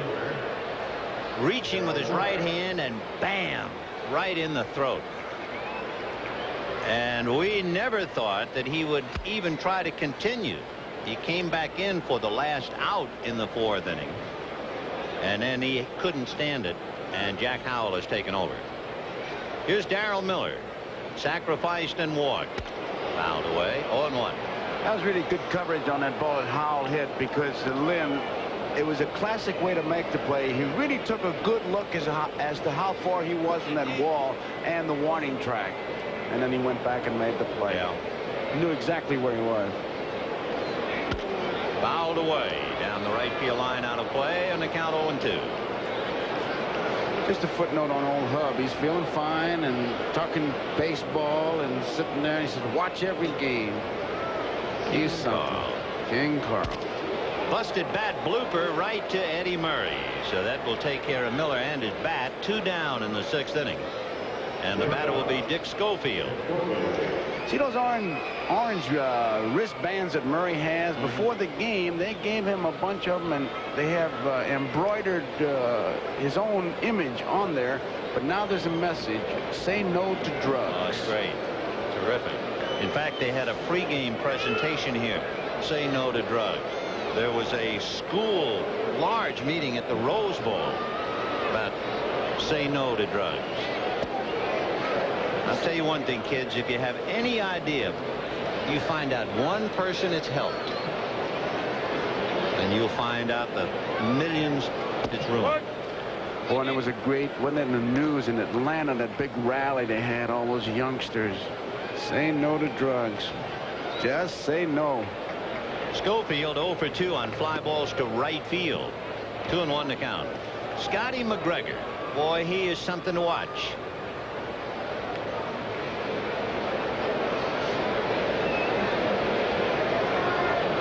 Fastball and another fly ball to shallow right. Dwyer coming up, and this one's going to fall. So 3 times Schofield has hit lazy fly balls, and this one falls in. In the old story, it'll look like a line drive in the box score. That will bring up Bob Boone, who had the single to center in the 4th inning to tie up the game for California. Boone popped up in the 2nd inning. He's hit in 7 straight. That's about the way you hit McGregor, is to swing as hard as he throws. And that's what Boone did the last time. Just put the ball in play. You catch him, you don't need a sponge.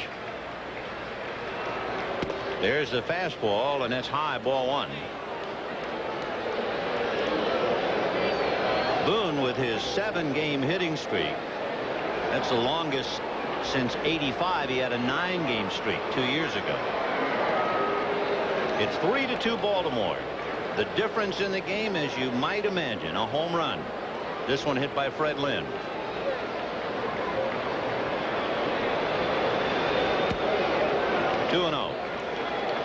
Baltimore had a tough trip. They played a home game Thursday night, and then after the night game flew all night to get here to play yesterday, and they lost in extra innings.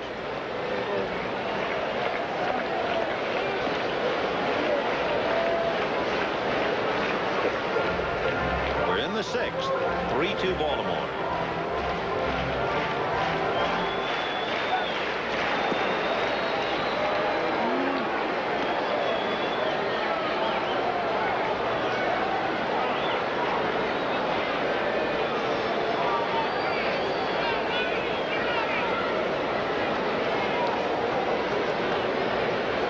The old hat trick. And retrieving in left field, Larry Sheep. Today is helmet day here, and the youngster got a little excited. Holding at first, Dick Schofield. 2 balls and no strikes to Bob Boone. Fouled away. He was out in front. He kind of cued that thing to the backstop. I tell you, when Cuellar was here, and Gregor, and Gene Speeds, boy, that had to be something.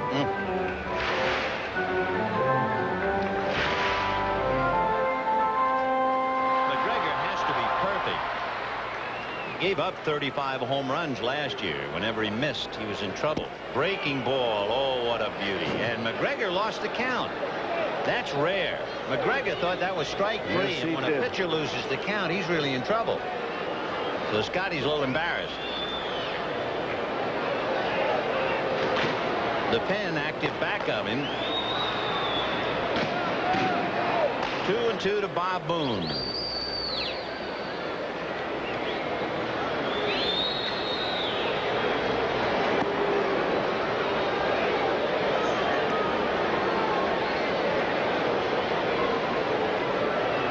Schofield representing the tying run at first with 2 out. And there he goes. The pickoff to Murray, who angles the throw down and got him. Ripken handling it. Murray moving to the inside portion of the infield so the runner wouldn't be in his way. We'll be back after these messages from your local station. When he gets the sign, and that's what really helps him pick off the runner. Looking at the plate, looks at, goes whoop right there, goes up, and when Schofield saw that right leg go up, that's when he broke. And then Murray, he doesn't want that runner between him and the ball. And look how far on the inside Schofield was, and yet Murray making sure he didn't hit him. That was a good play all the way around. I've seen so many first basemen who hate to even try to make that play because the runner is between them and the man they're throwing the ball to. But Murray was so quick to pivot his body, get way into the infield, and he made a difficult play seem easier enough. Meanwhile, the Lakers jump out in front over Seattle. 92-87, that's a final. We have a good one here. It's 3-2 in favor of Baltimore in the 7th inning. Rick Burleson followed by Alan Wiggins and then Jim Dwyer. Ground ball at third, short hopped and backhanded by Howell. Oh, did he handle that ball well? He's a good player, Ben. I think that Mock's description of him is just perfect. He's a blue-collar player. He comes, he'll do whatever you ask him to do. Play the outfield, now he backhands this short hop. Good, strong throw. Hadn't played in a week, and when he did play, he was playing the outfield. And now gets a tough chance at third and handles it easily. Here's Wiggins. Lined out, grounded out, flied out. Right.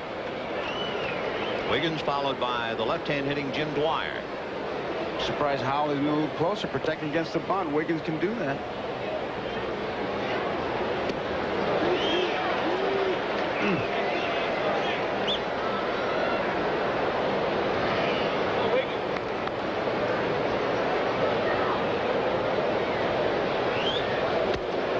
Wiggins with overpowering speed, but of course it's the old story. He has to get on base first.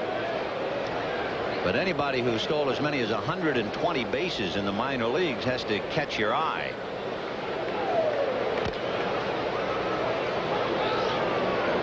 One thing about Wiggins, don't look for a home run. He has not hit a home run since 1984. Either the majors or the minors. And he has 1 home run this year as he hits that one to left field, and that's caught. So 2 down in the 7th inning, and Jim Dwyer coming up. Grounded out, singled, and flied to left.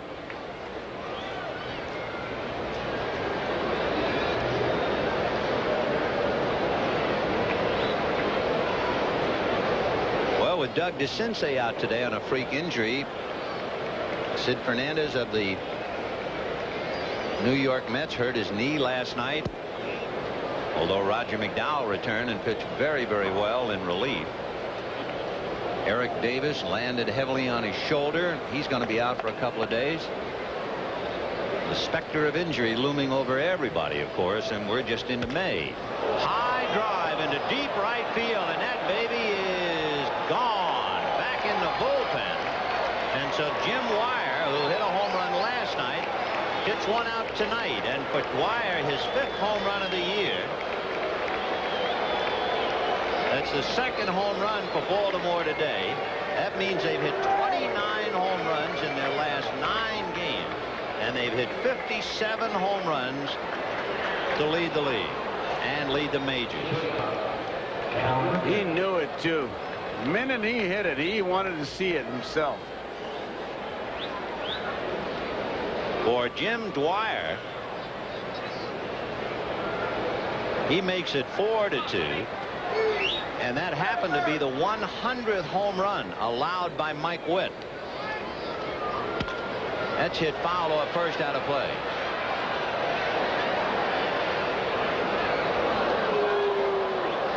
So Jim Dwyer, 2 for 4 today. And 2 home runs in 2 days here.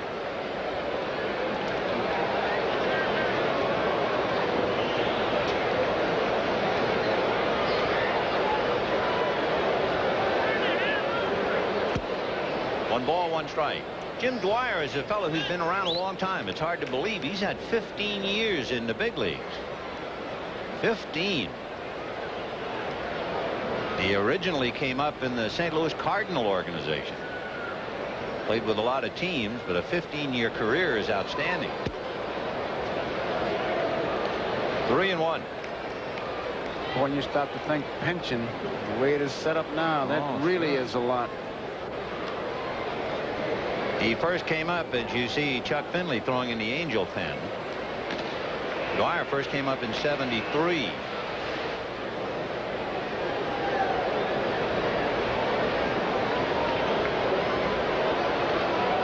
That's almost what Sid Fernandez did. Started to deliver the ball and then just kind of fell off the mound, although Witt stopped right there. We're talking about Fernandez's injury. He started to pitch and then kind of fell off, and boom, maybe a sprained knee. Well, that's all Mark would need. In there. 2-2. So Mike Witt is down 4-2 here in the 7th inning. Home runs by Fred Lynn and Jim Dwyer have broken the 2-2 tie. And of course the Angels have been unable to do anything really against Scotty McGregor except for a couple of walks. And on deck, and I'm sure Mark feels like every manager in the American League, that Murray keeps batting out of turn. Whoa! Was a haircut. So Ripken hits a BB by Mike Witt, and Eddie Murray's coming up again. Eddie Murray. You know, that's one thing that pitchers say, that they know the ball is juiced up the way it's coming back at them. Now, you're 60 feet 6 inches when you start, but he's about 55 feet, and look at that ball, almost like it came off an aluminum bat. And Witt at 6'7", he has to do a pretty good job of ducking. And then after one coming that close, you now look at such a power hitter like Murray. Eddie Murray singled to right in the 2nd inning, had a scoring fly ball in the 4th, and flied to left in the 6th. Eddie with 28 RBIs, most of them picked up as a left-handed batter. 4-2 Baltimore in the 7th inning. Line drive, base hit to right field. Ripken is around second and holding. So remember, Burleson was out on a good play by Howell. Then Wiggins lined out to left, and suddenly Dwyer a home run, Ripken a single, Murray a single. And here comes Fred Lynn again. 10 hits for Baltimore, and 8 of them amongst the numbers 2, 3, and 4 hitters. And Marcel Latchman going out to the mound. Lynn has a single and a home run, and I think they want Finley to come in and pitch to him. So Mike Witt, the ace of a staff that is in tatters right now, is going to go out and losing. And the left-hander Finley coming in. Willie Frazier, the right-hander whom we saw pitch so well in Fenway Park, will pitch tomorrow. We'll be back right after this. With all those numbers up there, I think the one that really jumps out at you, Mike Witt goes 6 2/3 and strikes out 1. And that one strikeout was in the 2nd inning. He gave it his best shot, and his manager gives him a little nice try, buddy. Chuck Finley trying to relive a day last August where he came in relief and worked 3 innings at Memorial Stadium against Baltimore and struck out 6. Finley also going against Baltimore last year. He allowed only 2 home runs in 25 appearances, and he's up against a home run hitting ball club indeed now. You can see the fall off with Lynn against left-handers. 2 for 3. Started in breaking ball, ball 1. Ripken at second, Murray at first. 4-2 Baltimore. 2 down in the 7th.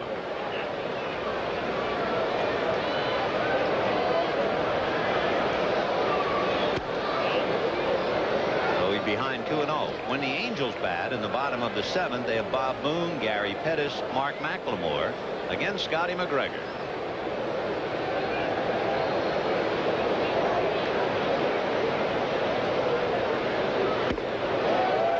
Good pitch, good swing.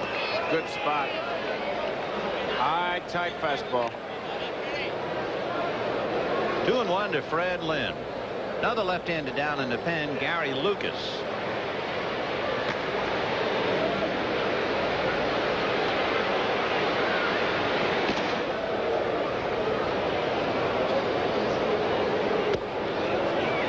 Three and 1 to count.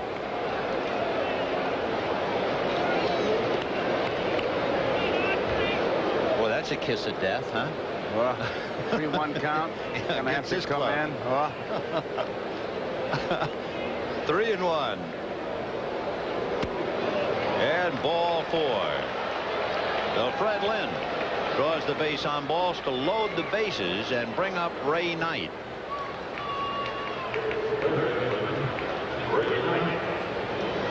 Interesting that Ray Knight should wind up playing third base for Baltimore. He and his wife Nancy Lopez Knight, have 2 children. They have 2 daughters, Ashley Marie and Erin. And Ray has a son from a previous marriage named Brooks, who was named after Brooks Robinson. Strike. Now, if you'd have said Foster Brooks, you'd really have a story. You'd have a real story. If you're thinking slam with Ray Knight up there, he's had 4 grand slam in his career, but he hasn't hit one since 1980. Ripken, Murray, and Lynn out on the bases. Right. 0-2 the count.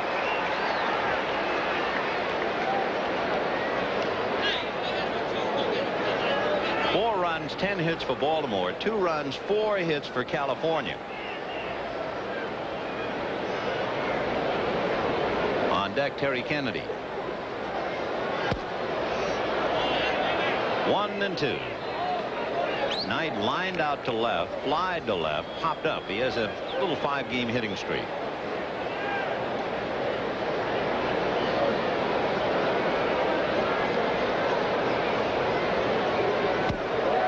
In on the hands, and that takes care of Ray Knight. That's the 19th time this year the O's have left the bases loaded, and here's another 7th-inning stretch. Here's one of those interesting plays. Now watch what happens here when Knight misses the ball. Boone drops it. Doesn't throw to first, makes a good play. He steps on home plate for the force out since the bases were loaded. But many times as a catcher, you better tell that umpire what you're doing, or you're liable to be in a little bit of trouble. Well, Boone has been around long enough to hold a seminar. A reminder, next week you can begin the '87 baseball season coverage right here at NBC with Major League Baseball, an inside look with host Marv Albert, and then you'll see the Dodgers, Mets, or the Braves and the Cubs. Bob Boone popped up and singled. His base hit in the 4th inning drove in the tying run. He was at the plate when Dick Schofield was picked off in the 2nd inning, in the 6th inning, and was nailed at second base. Strike. And Boone didn't like that one. Scott McGregor allowed 2 runs, 4 hits. When he allowed the 2 runs, he just lost the strike zone. He had back-to-back walks to Howell and Miller, and then his own error contributed. 2-1. You got a beach ball out in right field. You can see Drew Coble holding up his hands. When Drew Coble holds up his hand, you take a second look at the second base umpire while we look at Freddie Lynn retrieving the ball. Drew Coble, the second base umpire, as the plate umpire in a game in Seattle, had a foul ball catch him on the hand. Taped and doesn't miss a day. He'll get those hands behind the catcher next time. It's always the danger. The good thing is, for his prestige, it is his left hand and not his right. 2-1 pitch, foul back. The reason we say that, I remember years ago old umpires telling me you never wanted to have a foul ball hit your right hand, because your right hand carries the indicator, and if it hit your right hand, it meant that you were actually calling the pitch too soon. So for Coble, that's more than a red badge of courage. It's a sign that he was doing a good job behind the plate. Thank you, Mr. Coble. Foul ball. You could see on that center field shot how Denkinger getting behind the catcher, although he was a bit exposed on that pitch, but his hands, most of them were behind the catcher Kennedy. Watch the position. Now he's wide open now. And that's up the middle. Base hit for Boone. He's 2 for 3. So a couple of crafty veterans, Scotty McGregor on the mound and Bob Boone at the plate. And Boone just nudging the ball up the middle. And the batter will be Gary Pettis. Pettis has lined out and struck out, and those are McGregor's numbers. Of course, he doesn't figure to strike out more than a couple. His high in strikeouts this year, 5. He doesn't give up many ground balls, McGregor doesn't. Most of them are fly ball outs because he changes speeds, gets the batters to pop that ball up. And you know that's kind of dangerous, especially here in Anaheim in the daytime where the ball travels very well. Gary Pettis in his career has hit 2 home runs against left-hand pitching. Both of them against Mike Mason of the Texas Rangers. And within 6 days of each other.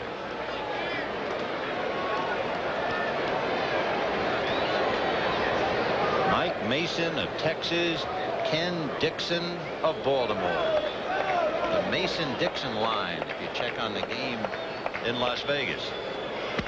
Line drive, base hit into left field.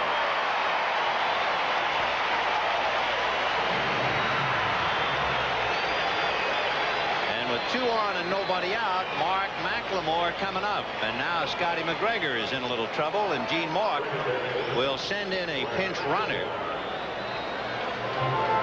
for Bob Boone. And the runner will be Rupert Jones.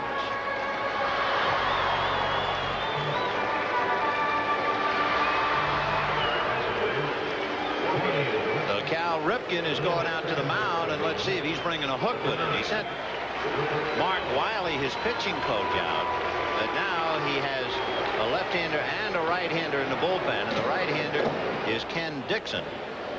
And you have McLemore, a switch hitter, then Downing, a right-hander, and Joyner, a left-hander. And that will be all. Scott McGregor back-to-back singles in the 7th, and the storm signals are up. We'll be back. Well, the memories were waiting in the head of Scott McGregor, a kid who grew up in the El Segundo area. He wanted this one badly. He went to high school with George Brett, and he gave it his best shot. What he's particularly annoyed about, he was leading 4-2, and he first showed signs of being visibly upset when Bob Boone got the hit. Now he goes out knowing that the runners on base belong to him. He could have nothing to do with the game. He can't lose it, of course, but it could be an effort down the drain after 6 strong innings. and Ken Dixon. We were talking before about Ken Dixon pitching against Mike Mason and the Mason-Dixon line. For historians, it was interesting to note that Dixon started against Mason April the 9th this year, which was the anniversary of the end of the Civil War. Mason-Dixon. All right, baby, let's hear it. Once a week you lay one on me. Last week was Goldwater. Today it's Mason-Dixon line. Well, it was 122 years ago, and there was Mason versus Dixon. All right. Jimmy Reese was there.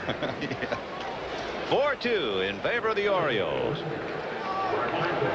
Mark McLemore, a switch hitter, so he'll turn around now and go left-handed against Dixon.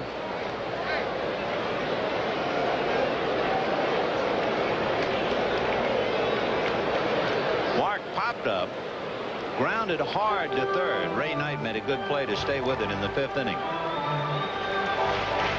So Ken Dixon, from starter to reliever, hard thrower.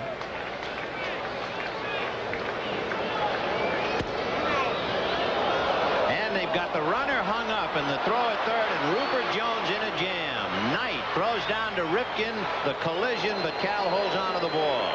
And is that ever embarrassing to be sent in the front runner? And of course that takes the burden off Scotty McGregor. Kennedy's ready to throw to second, and he holds up wisely, and now he's got him trapped and lets the infielders handle it. He cut him off. He makes him go to the base he came from, and Rupert is really in no man's land. 2-5-6 if you're scoring. And for Rupert Jones, he's probably looking for a place to hide. That'll happen so often in that kind of a situation because you're trying to get a jump on the bunt. And when McLemore put that bat up and drew it back, Vin, that was the key. It trapped him. 2 balls and no strikes. But you can imagine the frustrations in the Angel dugout and some relief in the Baltimore dugout. The manager standing alone. Well, McGregor is still leading 4-2, and now there's only 1 runner that belongs to him. 2-0.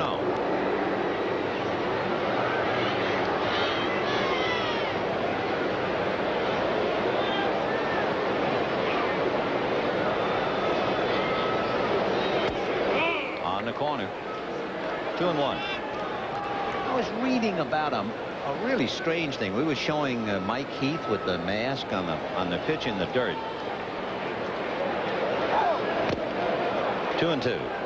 In a minor league game, a fellow was called in relief, got the win, never faced a batter, never made a pitch, and didn't pick a runner off. What happened was the previous play, a runner had tagged up and scored, and they brought him in, and then he appealed, threw over to third, and the runner was called out for leaving third too soon, and he got the win. Didn't face a pitcher, didn't do anything. Well, Dixon isn't in that spot, but he's trying to keep the Angels away. It's 4-2 Baltimore, bottom of the 7th. The Angels are not singing to resurrect Benny Goodman.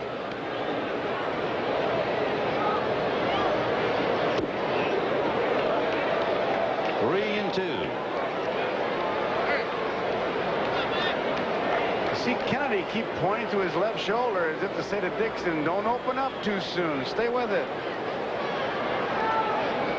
There goes the runner, and it's fouled away. So Pettis was going, and McLemore hit the ball inside out. Foul back onto the screen, and it's still 3-2. In the inning, Boone singled, Pettis singled. That was all for McGregor. Jones came in to run for Boone. Dixon came in to pitch for McGregor, and Jones was picked off, trying to get a jump on a bunt play, which never materialized.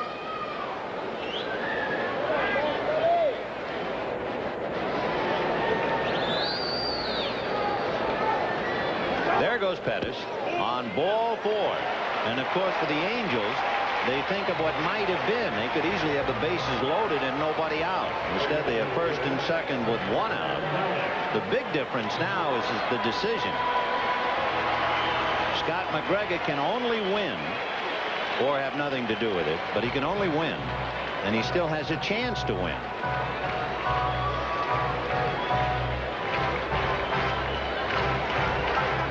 Kennedy really taking charge, making sure.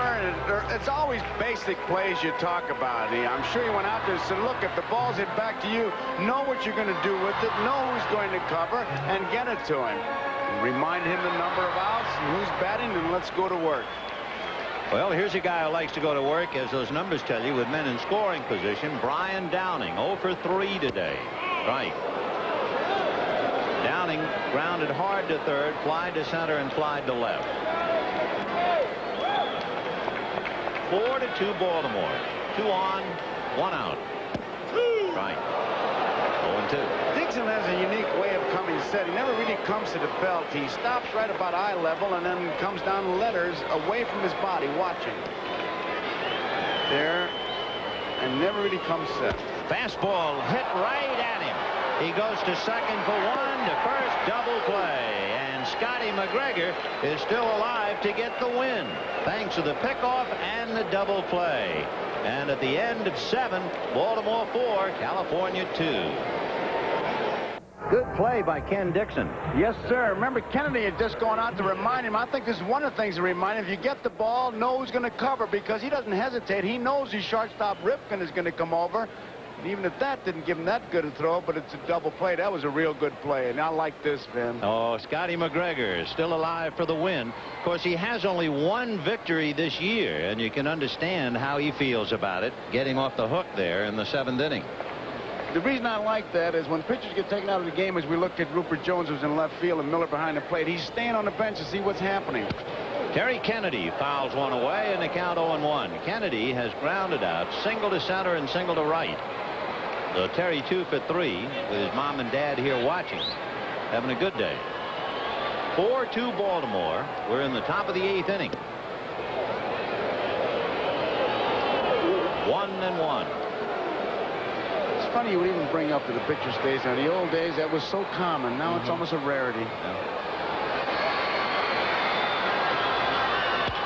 High fly ball to straightaway center. Gary Pettis is there. 1 out in the 8th. And Scotty a little more animated as he talks to Ray Knight. Be nice for the people in Baltimore to see him win a game today, because he's 0-4 at home this year.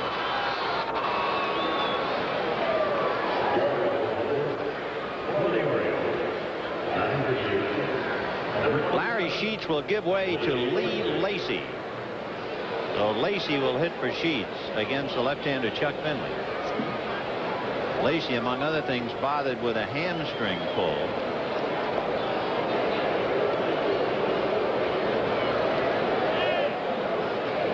Really developed into a fine hitter over the years. He has hit a career average .290 in the American League. He's averaged over .300 the last 7 years. And evidently, in seeing him coming up now, he came off the DL. He had that hamstring pull. He was off from the end of April into early May. So Lee Lacy, 1 out in the 8th. Of course, it's another thing when you look at some of the members of Baltimore, and they take tremendous pride, and well, they should, in the success of the organization over the years. We talked about there 18 consecutive winning years. But every team's minor league system dries up to a point. So all of a sudden, you see Baltimore trading for a Terry Kennedy, getting a Rick Burleson as a free agent, signing a Ray Knight as a free agent, getting Fred Lynn, Lee Lacy. And if you look back to the '83 Orioles, it's kind of shocking to realize all the players who have moved on. 2-1. The names: Dempsey and Dower, Lowenstein, Renicky, Bumbry, Ford, Singleton, Cruz, Hernandez. Boy, the truck backed up. 2-2 to Lee Lacy.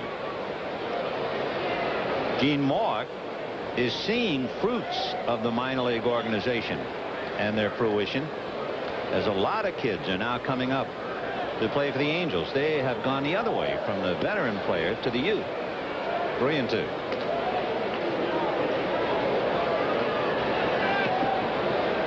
One out, 8th inning, 4-2 Baltimore. Mike Witt relieved by Chuck Finley.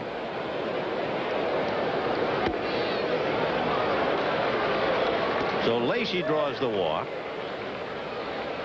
That's the second pass given up by Finley. Rick Burleson, as Ripken passing along signs to Jimmy Williams, who in turn passes them on to the hitter, maybe. Or he might be doing all that, and there's somebody else sitting quietly in the dugout flashing a sign. Quite possible, but he's got a combination up there, and it's a good thing to do, if nothing else, to decoy it. Burleson is fouled out, walked, and robbed of a hit by Howell. Remember that good play Jack made, backhanding and short hopping the ball in the 7th inning. Rick 0 for 2. Rick giving the third base coach a good chance to give a lot of signs.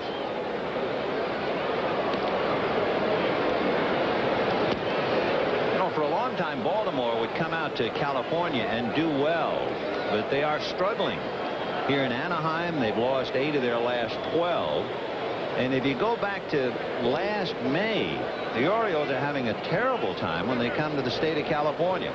For that matter, the Pacific side of the country, they've lost 12 of their last 14. Throw to first, Lacey back. A little bit of that could be attributed to the travel schedule. That was just one of those flip jobs by Boone, not a set play. Many times you'll give a first baseman a sign and it pretty much says, hey, be there. If I get the ball, I'm going to throw it, and you get an answer. But this was just a flip. Gary Lucas, another left-hander, loosening up. You have a switch hitter, Wiggins, on deck, and then the left-hand hitting Dwyer, just to look ahead.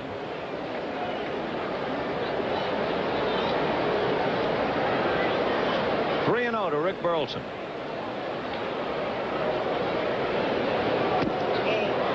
And he draws a walk.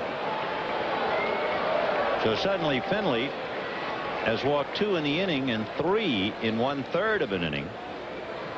And now here comes Wiggins. And that's what really runs that manager to the water cooler, because, hey, the guys that he's put on base really not home run threats. And Wiggins isn't either, but keep fooling around. You got Dwyer, Ripken, Murray, Lynn, Knight, Kennedy. What really ticks off Mark, too, and I'm sure he knows because he studies the averages, Rick Burleson is hitting about 120 since the middle of April. He just hasn't had any luck at all with the bat, and he has walked twice today. So Gary Lucas is being called in as Marcel Latchman after the mound to pick up Finley. It is very questionable that we would see Donnie Moore or Dwayne Weiss.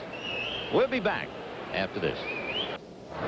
Chuck Finley is really struggling with his control, not only today. He's now walked 15 batters in 18 innings. That's a tough way for a kid left-hander to get underway in the big leagues. So he gives way to Gary Lucas. And I guess everyone will forever remember the dramatic moment in Game 5 here in Anaheim with the Angels and the Boston Red Sox when Gary Lucas hit Rich Gedman. Here was a pitcher who had not hit a batter since May of 1982. And he hit Gedman, and the whole world changed as far as the American League was concerned.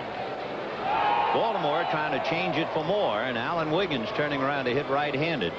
1 out, 2 on. Right. Wiggins has lined out and grounded out in a couple of fly balls.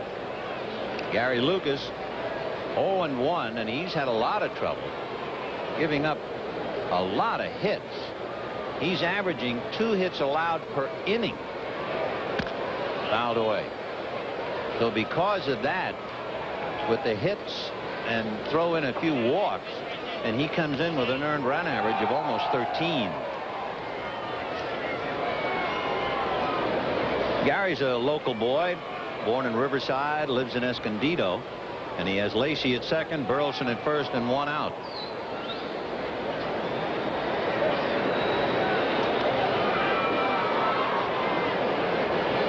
Ball 1. Darrell Miller behind the plate, taking over for Bob Boone. Boy, that's hard. You know, there's a fellow who was an outfielder, then a catcher, an outfielder, played the outfield today. Now he's finishing up the game catching. The only time it's easy is when you go in and negotiate a contract. 1-2. 2-2.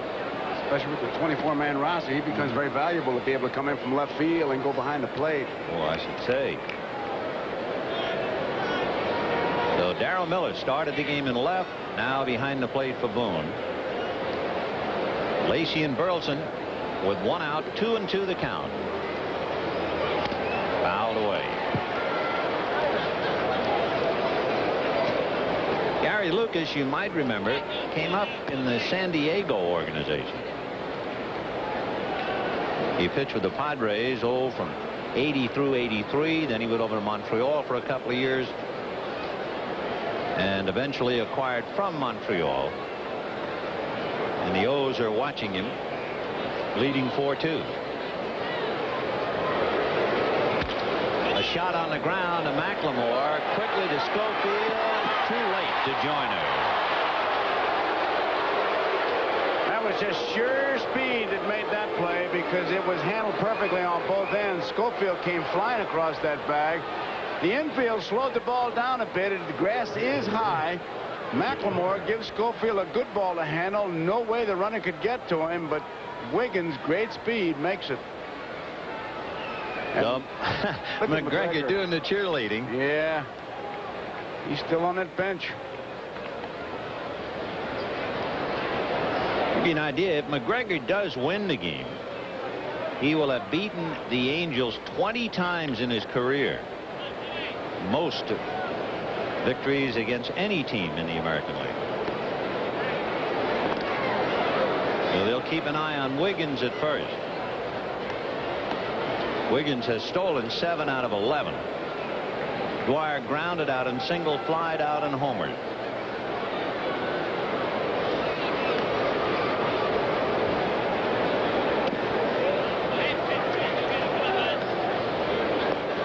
Oakland getting the home run by McGuire, and for all those McGuires, we've got the spelling right this time. Beat Oakland in the 8th inning. It's Oakland 10, Toronto 3. Bell, Barfield, and Tettleman also chimed in.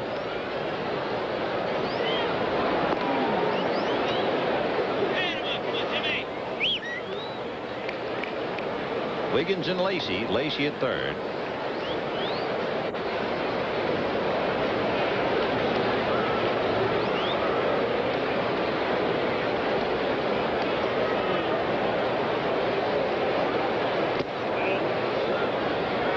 No strikes. Wiggins at first base really gets himself a pretty good lead. I think it's a matter if he wants to go or do you want to hold that gap between first and second because you got the big hitters up. You certainly don't want to get thrown out. You better be about 99% sure you can make it. I know he's not coming, but I was watching Lee Lacey at third. He was really coming down the line on Lucas, and it reminded me that Lacey stole home last year against Oakland. Of course, I'm not saying he's going to try and steal home, not with a left-hand hitter at the plate. Dwyer taking a look to see if they got the green light here, 3-0. You would think with Ripken coming up next that he'd be taken, but that book they talk about has been thrown out a long time ago. 3-0 on the corner, 3-1. 3-1 to Jim Dwyer. Alan Wiggins at first, Lee Lacey at third. 4-2 Baltimore, top of the 8th. The Angels will have Joyner, White, and Howell in the bottom of the 8th.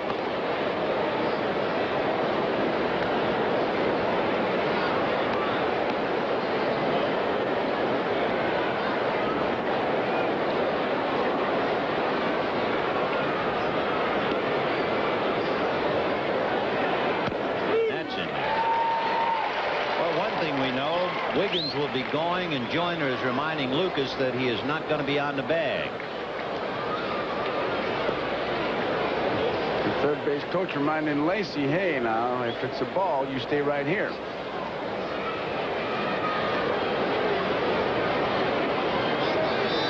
Naturally, Lucas would like to get Dwyer and end the inning rather than look at Cal Ripken, who's due up next.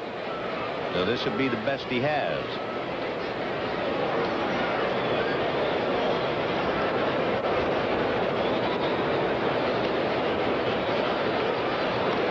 Simmons goes. Lacy bluffs, and it's strike 3 at the plate.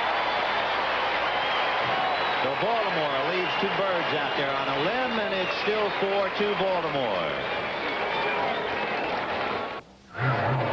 That was a great buildup for nothing to happen. 3-2, watching Wiggins take off for second. Lacy charging down the line, putting a big bluff, and the hitter then strikes out. Yeah, you wonder why was Lacy doing that, but I guess he thought he'd rattle somebody. But then if you talk to Lacy, you know he'll do things like that. Oh, yeah, he was really putting on the effort. Didn't you say you've seen a guy in a similar situation kind of go too far? I was with the Pittsburgh club and Tony Barterome as we look at the changes here. Barterome thought it was ball 4, and he started walking in thinking he was forced in, and got 3 steps from home plate before Larry Jansen threw the Western, and they tagged him out.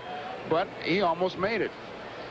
Meanwhile, Jim Dwyer moves over to left. Lee Lacy stays in the game, and he's in right. And we'll go to the bottom of the 8th inning. Wally Joyner, Devon White, and Jack Howell. And Jack O'Connor, who was not on the Baltimore roster in spring training. He appeared in last night's game. And Jack is a Californian. At least he was born in the state. He lives in Florida now. And Jack O'Connor coming in to try and get some outs.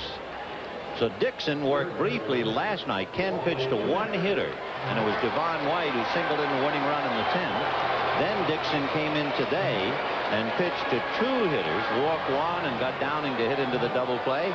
And Dixon gives way to Jack O'Connor.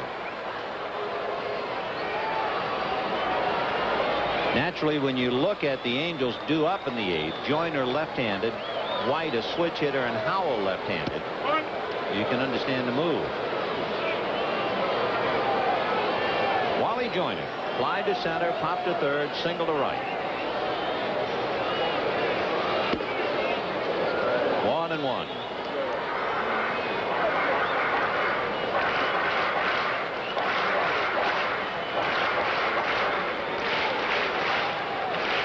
The Angels, as we mentioned, see left-handers McGregor and O'Connor today. They saw Bell last night. They'll see Flanagan tomorrow. You can bet they'll see, if possible, Tommy John, Dennis Rasmussen, and maybe even Ron Guidry when they play the Yankees. They'll probably get Jimmy Key at Toronto.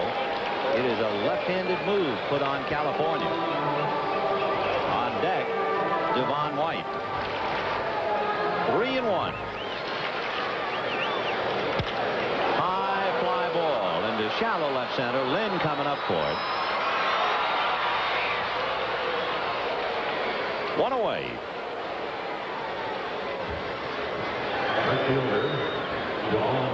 Devon White hit back to the box, singled and grounded out. And of course, for California, they lost the right-handed bat of Doug DeCinces. They lost the right-handed bat of George Hendrick when he was hit by Gene Nelson and mashed a hand. Consequently, struggling against left-handers. So the key for California is to get George Hendrick back as soon as possible and hope for a speedy return of Doug DeCinces.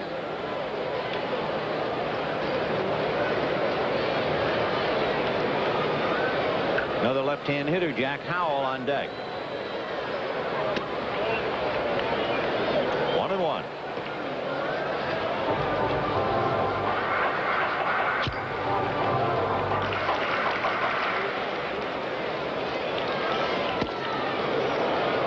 And 2 to Devon White.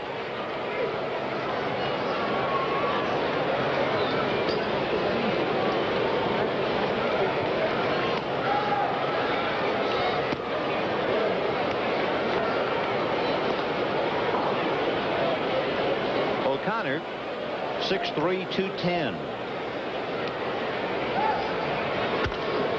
Foul ball, or first out of play.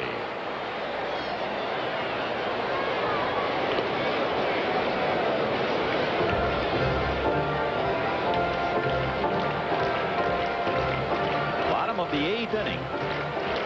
It was 2-0 Baltimore. The Angels came back to tie, and on home runs by Lynn and Dwyer, Baltimore leads 4-2. Fouled away. That got Denkinger. Sure did.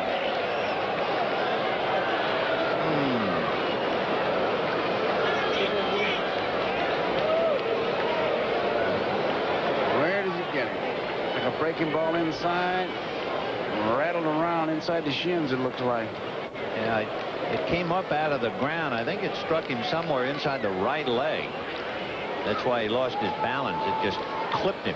And did you see the catcher grab him? Huh? Yeah. Wasn't it nice of Kennedy to do that? What? You think he'll get a strike called? No. No. Well, it's a good idea, though, to be kind to the umpire back there. And look, he's even asking about him. If that had been a player, you know what would have happened. The umpire would have checked the ball. 2-2 the count to Devon White. 4-2 Baltimore, bottom of the 8th. 1 away. Boy, he almost left at the station on that express. He just got a piece of it. Brian Harvey begins to loosen up. There are a couple of new faces on the scene, Jack O'Connor and Brian Harvey.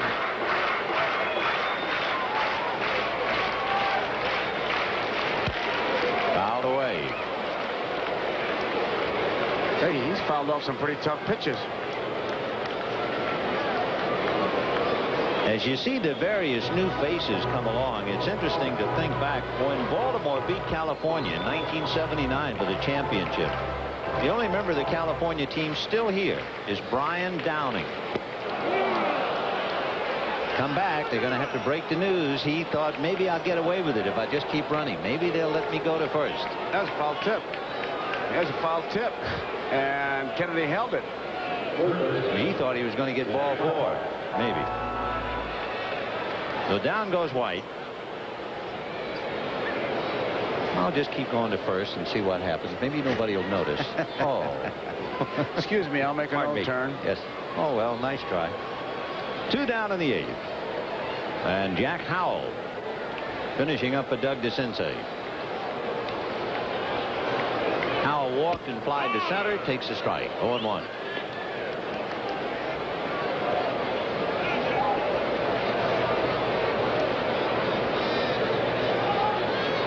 Going back to that 79 meeting, the members of Baltimore still here. Eddie Murray, Mike Flanagan, Scott McGregor, and of course Doug DeCinces was traded from the 79 Baltimore team to the Angels after the 81 season. It shows you the attrition.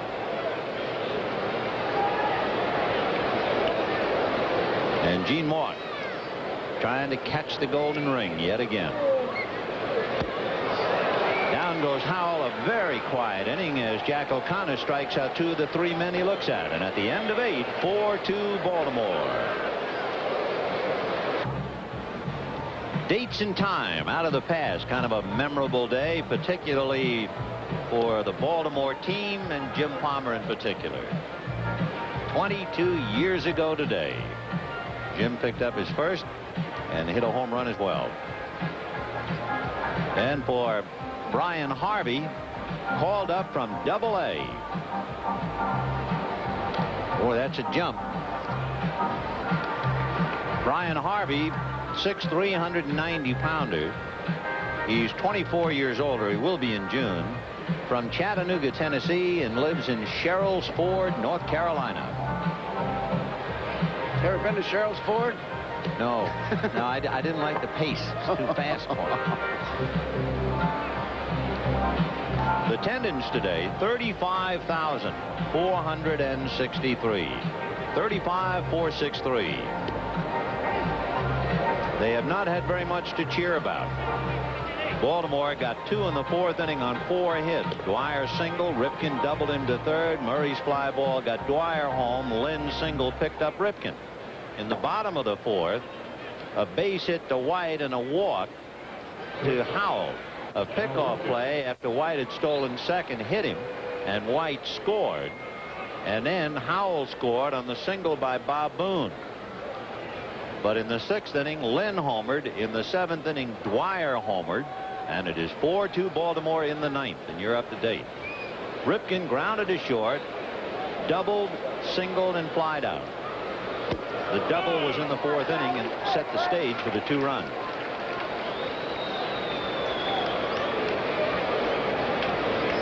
So Brian Harvey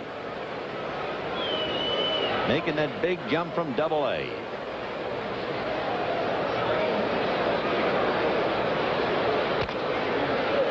fouled. Tell you one thing, he's got something to tell the grandchildren. Yep. About pitching to Cal Ripken.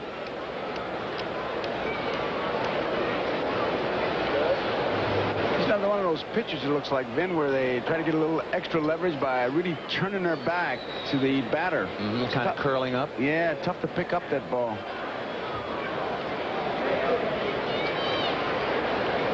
So he gets Ripken, Murray, and Lynn. Great way to break into the big leagues from Double-A. In there. Hey, what a way to start. Pretty good curveball. You can see him almost turn completely around and just come right over the top of the curveball. And Ripken, I'm sure, the first time he's ever seen him, and he'll have an idea the next time. There it is. Look at him. You know, you have to really have been watching baseball a long time, but you see how he moved that ball back to his hip? And this is only for those folks who really can remember those days. There was a pitcher named Vito Tamulus who had a strange delivery, and that's what he would do. He would just kind of tray that ball back to his right hip. Vito Tamulus. What a name out of the past. Eddie Murray, single to right, had a scoring fly ball, flied to left and single to right. So he's 2 for 3. 2-0. What the guy who used to really turn his back to, you know, was old Fat Freddie. Yeah. Fitzsimmons, remember? And of course, it's almost like the Johnny saying how to hold a runner at second base. So Brian Harvey strikes out Ripken, and now after Murray. 3-0. Well, what do you think? Would you let Murray have the green light 3-0 against his kid? Look at him looking at Jimmy to see you put that take sign on now, and we're going to have some words. 3-1. He just didn't like where that was, but he was ready. The trigger was cocked. Urbano Lugo loosening up down in the pen for California. 3-1. Whoop. Got a ball up above the shoulders, and he went after it anyway. Saw the fastball, and he was looking for it and couldn't hold back. 3-2, Daddy.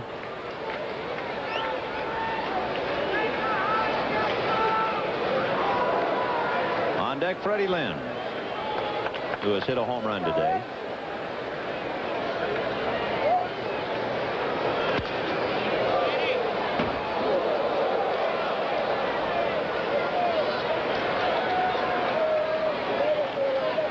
Murray, who has hit 7 home runs in his last 8 games.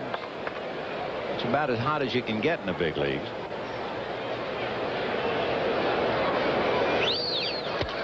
And he hits a one-hopper. Great stop by McLemore to get him. What a fine play. Mark McLemore slipping and sliding, got his man. Usually when they make a play like that, they're almost content to just lay there, stopping it from going to the outfield, but not McLemore. He comes up firing, and he gets Murray by a couple of steps. Pretty good pitch, low outside, and what a play by McLemore. You know, really, Murray didn't get much of that. He hit it one-handed. Had he hit it with both hands, I don't think McLemore could have made the play. I agree with you. Yeah. He hit a ball last night, almost broke his bat. I say almost because he hit on the end of the bat and drove it to center field. Hank Peters and I were talking about that. He's very strong, Murray. Oh, is he? Freddie Lynn struck out, singled, homered, and walked. He's hit in 9 straight. Meanwhile, Scotty McGregor says, hey, anything I can do to help, guys. If I can just keep you loose, go get me my 2nd win of the year. You can't blame him. He's working on body girl.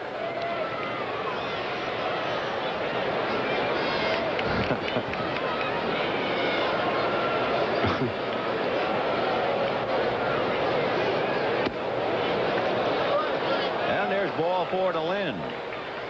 So 2 walks, a single, and a home run for Fred.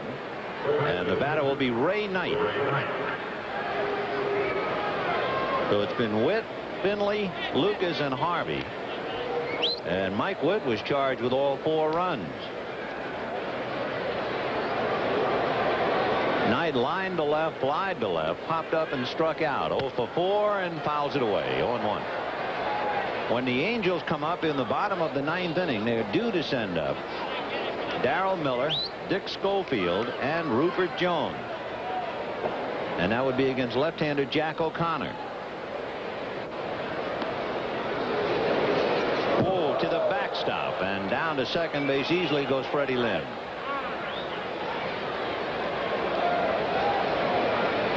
I mean, Miller didn't even get a glove on it. Look at Dinker wide open, and whoops. You don't see that too often. You at least knock it down. He obviously was crossed up on it, because if you know it's a fastball, I don't care how hard they throw it, you can usually knock it down. Well, he just got here, so if he crosses up the catcher, that is certainly understandable. To everybody except the catcher. Yeah. And his family.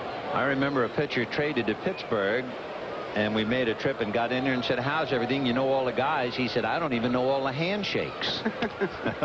Fouled away. The high fives, the low fives, the fist to fist. Got them all. They got all new ones now. Yeah, oh yeah.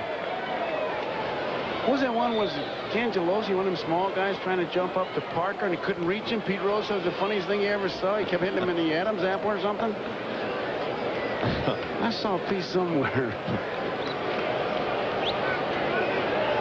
1-2 the count to Ray Knight. 2 down, 9th inning, 4-2 Baltimore.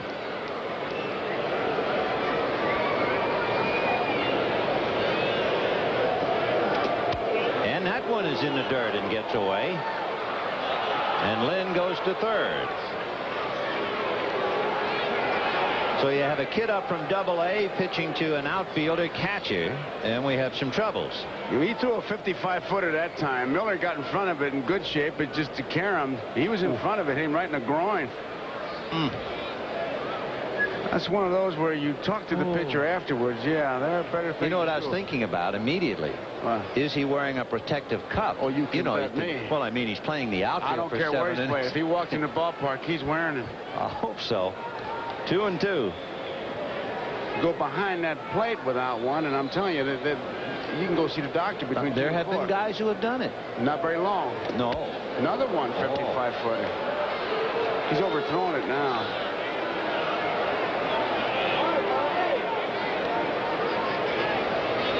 So Brian Harvey struggling here in the 9th. The A's have put the Blue Jays away. Haas beating Key. Started off with a 3-run home run in the first inning by Mark McGuire, and they took it from there. High drive into left field. Rupert Jones back just about to the track and will make the catch for the out.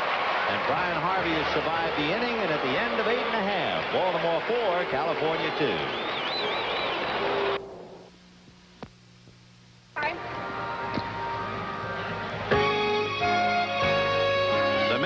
Baseball game of the week has been brought to you by Miller Genuine Draft, coal-filtered draft beer. It's as real as it gets. By Fram, Bendix, and Autolite, quality product from Allied Automotive. By Nestle Crunch. Chocolate is scrumptious when it crunches. That's why you'll love Nestle Crunch. And by Honda Power Equipment, lawn mowers, riding mowers, and portable generators made to last. Well, it's the last go-round for the California Angels. They began today half a game behind Kansas City. Baltimore leading. They started the day 7 behind the Yankees. So it's 4-2 Baltimore in the 9th. You ever notice that dugouts are always so dirty? Like, I mean, if they had inspectors, they'd all be getting R's. Littered and... Well, they have a woman who comes in on Wednesdays. Look at that. And that was perfectly clean before the game. Line drive right at Ray Knight, and it brings him to his knees. Oh, that's a head shaker. He's had 2 tough plays right there where it's been when he's been in close and the ball's been hit very hard. He's come up with both of them. This one a line drive, yeah. In the 5th inning. Lenny Dykstra led off with a home run, and that game is underway. The Mets leading the Giants 1-0. The Mets, of course, trying to get on track. They're 4.5 back of the Cardinals. The Giants are a game back of the Reds. Aguilera and Grant are the pitchers in that game. So 1 out in the 9th. And Dick Schofield the batter. And of course, for the Angels, they have to feel they let a golden opportunity slip away in the 7th inning. When Boone and Pettis singled, Jones ran for Boone, and Jones, trying to get a jump on a possible bunt, was picked off second base. So that when McLemore then walked, instead of having the bases loaded and nobody out, the Angels had 2 on with 1 out, and Downing hit into a double play. So that was their big chance to get even. Schofield 3 times hit fly balls to right field. The last time the ball dropped in for a base hit. Popped it up, and it'll be behind the plate for Terry Kennedy. So the Angels are down to their last out. We'd like to remind you, the executive producer of NBC Sports, Michael Weissman, the coordinating producer for NBC Baseball, Harry Coyle. The telecast of today's Game of the Week has been produced by George Finkel, directed by John Gonzalez, pregame produced by Les Dennis, pregame directed by Doug Graber, technical directors Mike Stramisky and Marilyn Altman. But Scott McGregor is 1 out away from his 2nd win of the year. Meanwhile, Gus Polidor is going to come up and bat for Rupert Jones. Get a right-handed bat in there. So Polidor hitting 100. He hadn't played much. He's 1 for 10.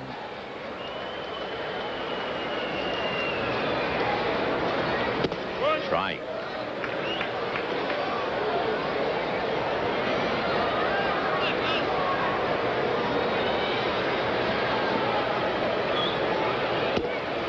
Now they're down to their last strike. So Jack O'Connor trying to close the door and give McGregor a win. And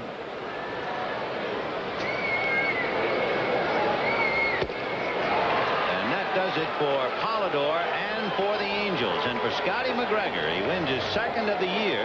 And the local boy comes back to beat the Angels for the 20th time in his career. And his record here in Anaheim is 12-3. So McGregor gets the win. Baltimore continues to hit home runs. Fred Lynn and Jim Dwyer contributed today.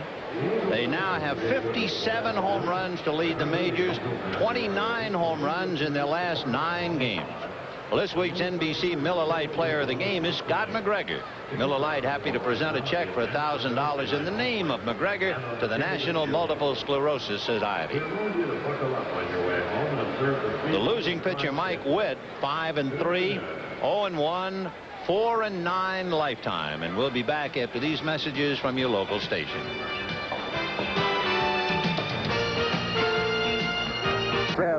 Delighted. Baltimore defeated the Angels 4-2. McGregor beat Witt. Home runs by Lynn and Dwyer. Next week, we'll be at Shea Stadium to see the Dodgers and the Mets. Others will see the Atlanta-Chicago ball game. And meanwhile, we're about ready to close up shop. It was a 2-2 tie, and Doug DeCinces suffered a damaging injury to his throat, and we certainly hope he'll be okay. A jarring blow to the Adams apple, and he had to come out just to add more misery to the Angels story. The Angels have Howell coming back, but Weiniger is out, Candelaria is out, McCaskill is out, Donnie Moore is day-to-day, Hendricks is out, and of course Doug DeCinces now is out for at least a day or so. For Baltimore, they hope maybe the bad times are over from August to the end of last year, and after a good start, they hit a slump and lost 11 out of 13, and now, as Scotty McGregor said, what we need is some wins, which is the battle cry for every ball player. That's what every ball player wants to do, and I'll say this, it was good to see him seated on the bench watching his teammates go to that victory. Many times they'll just go in the clubhouse. Not with him. It was good to see. And for Baltimore, 2 more home runs, 29 in their last 9 games, 57 to lead the major league. We'll look forward to chatting with you from Shea Stadium in New York when we see the Dodgers and Mets. And until then, hope things go well for you over the weekend. For Joe Garagiola, this is Vin Scully saying so long from Anaheim Stadium, where Baltimore defeated the Angels 4-2.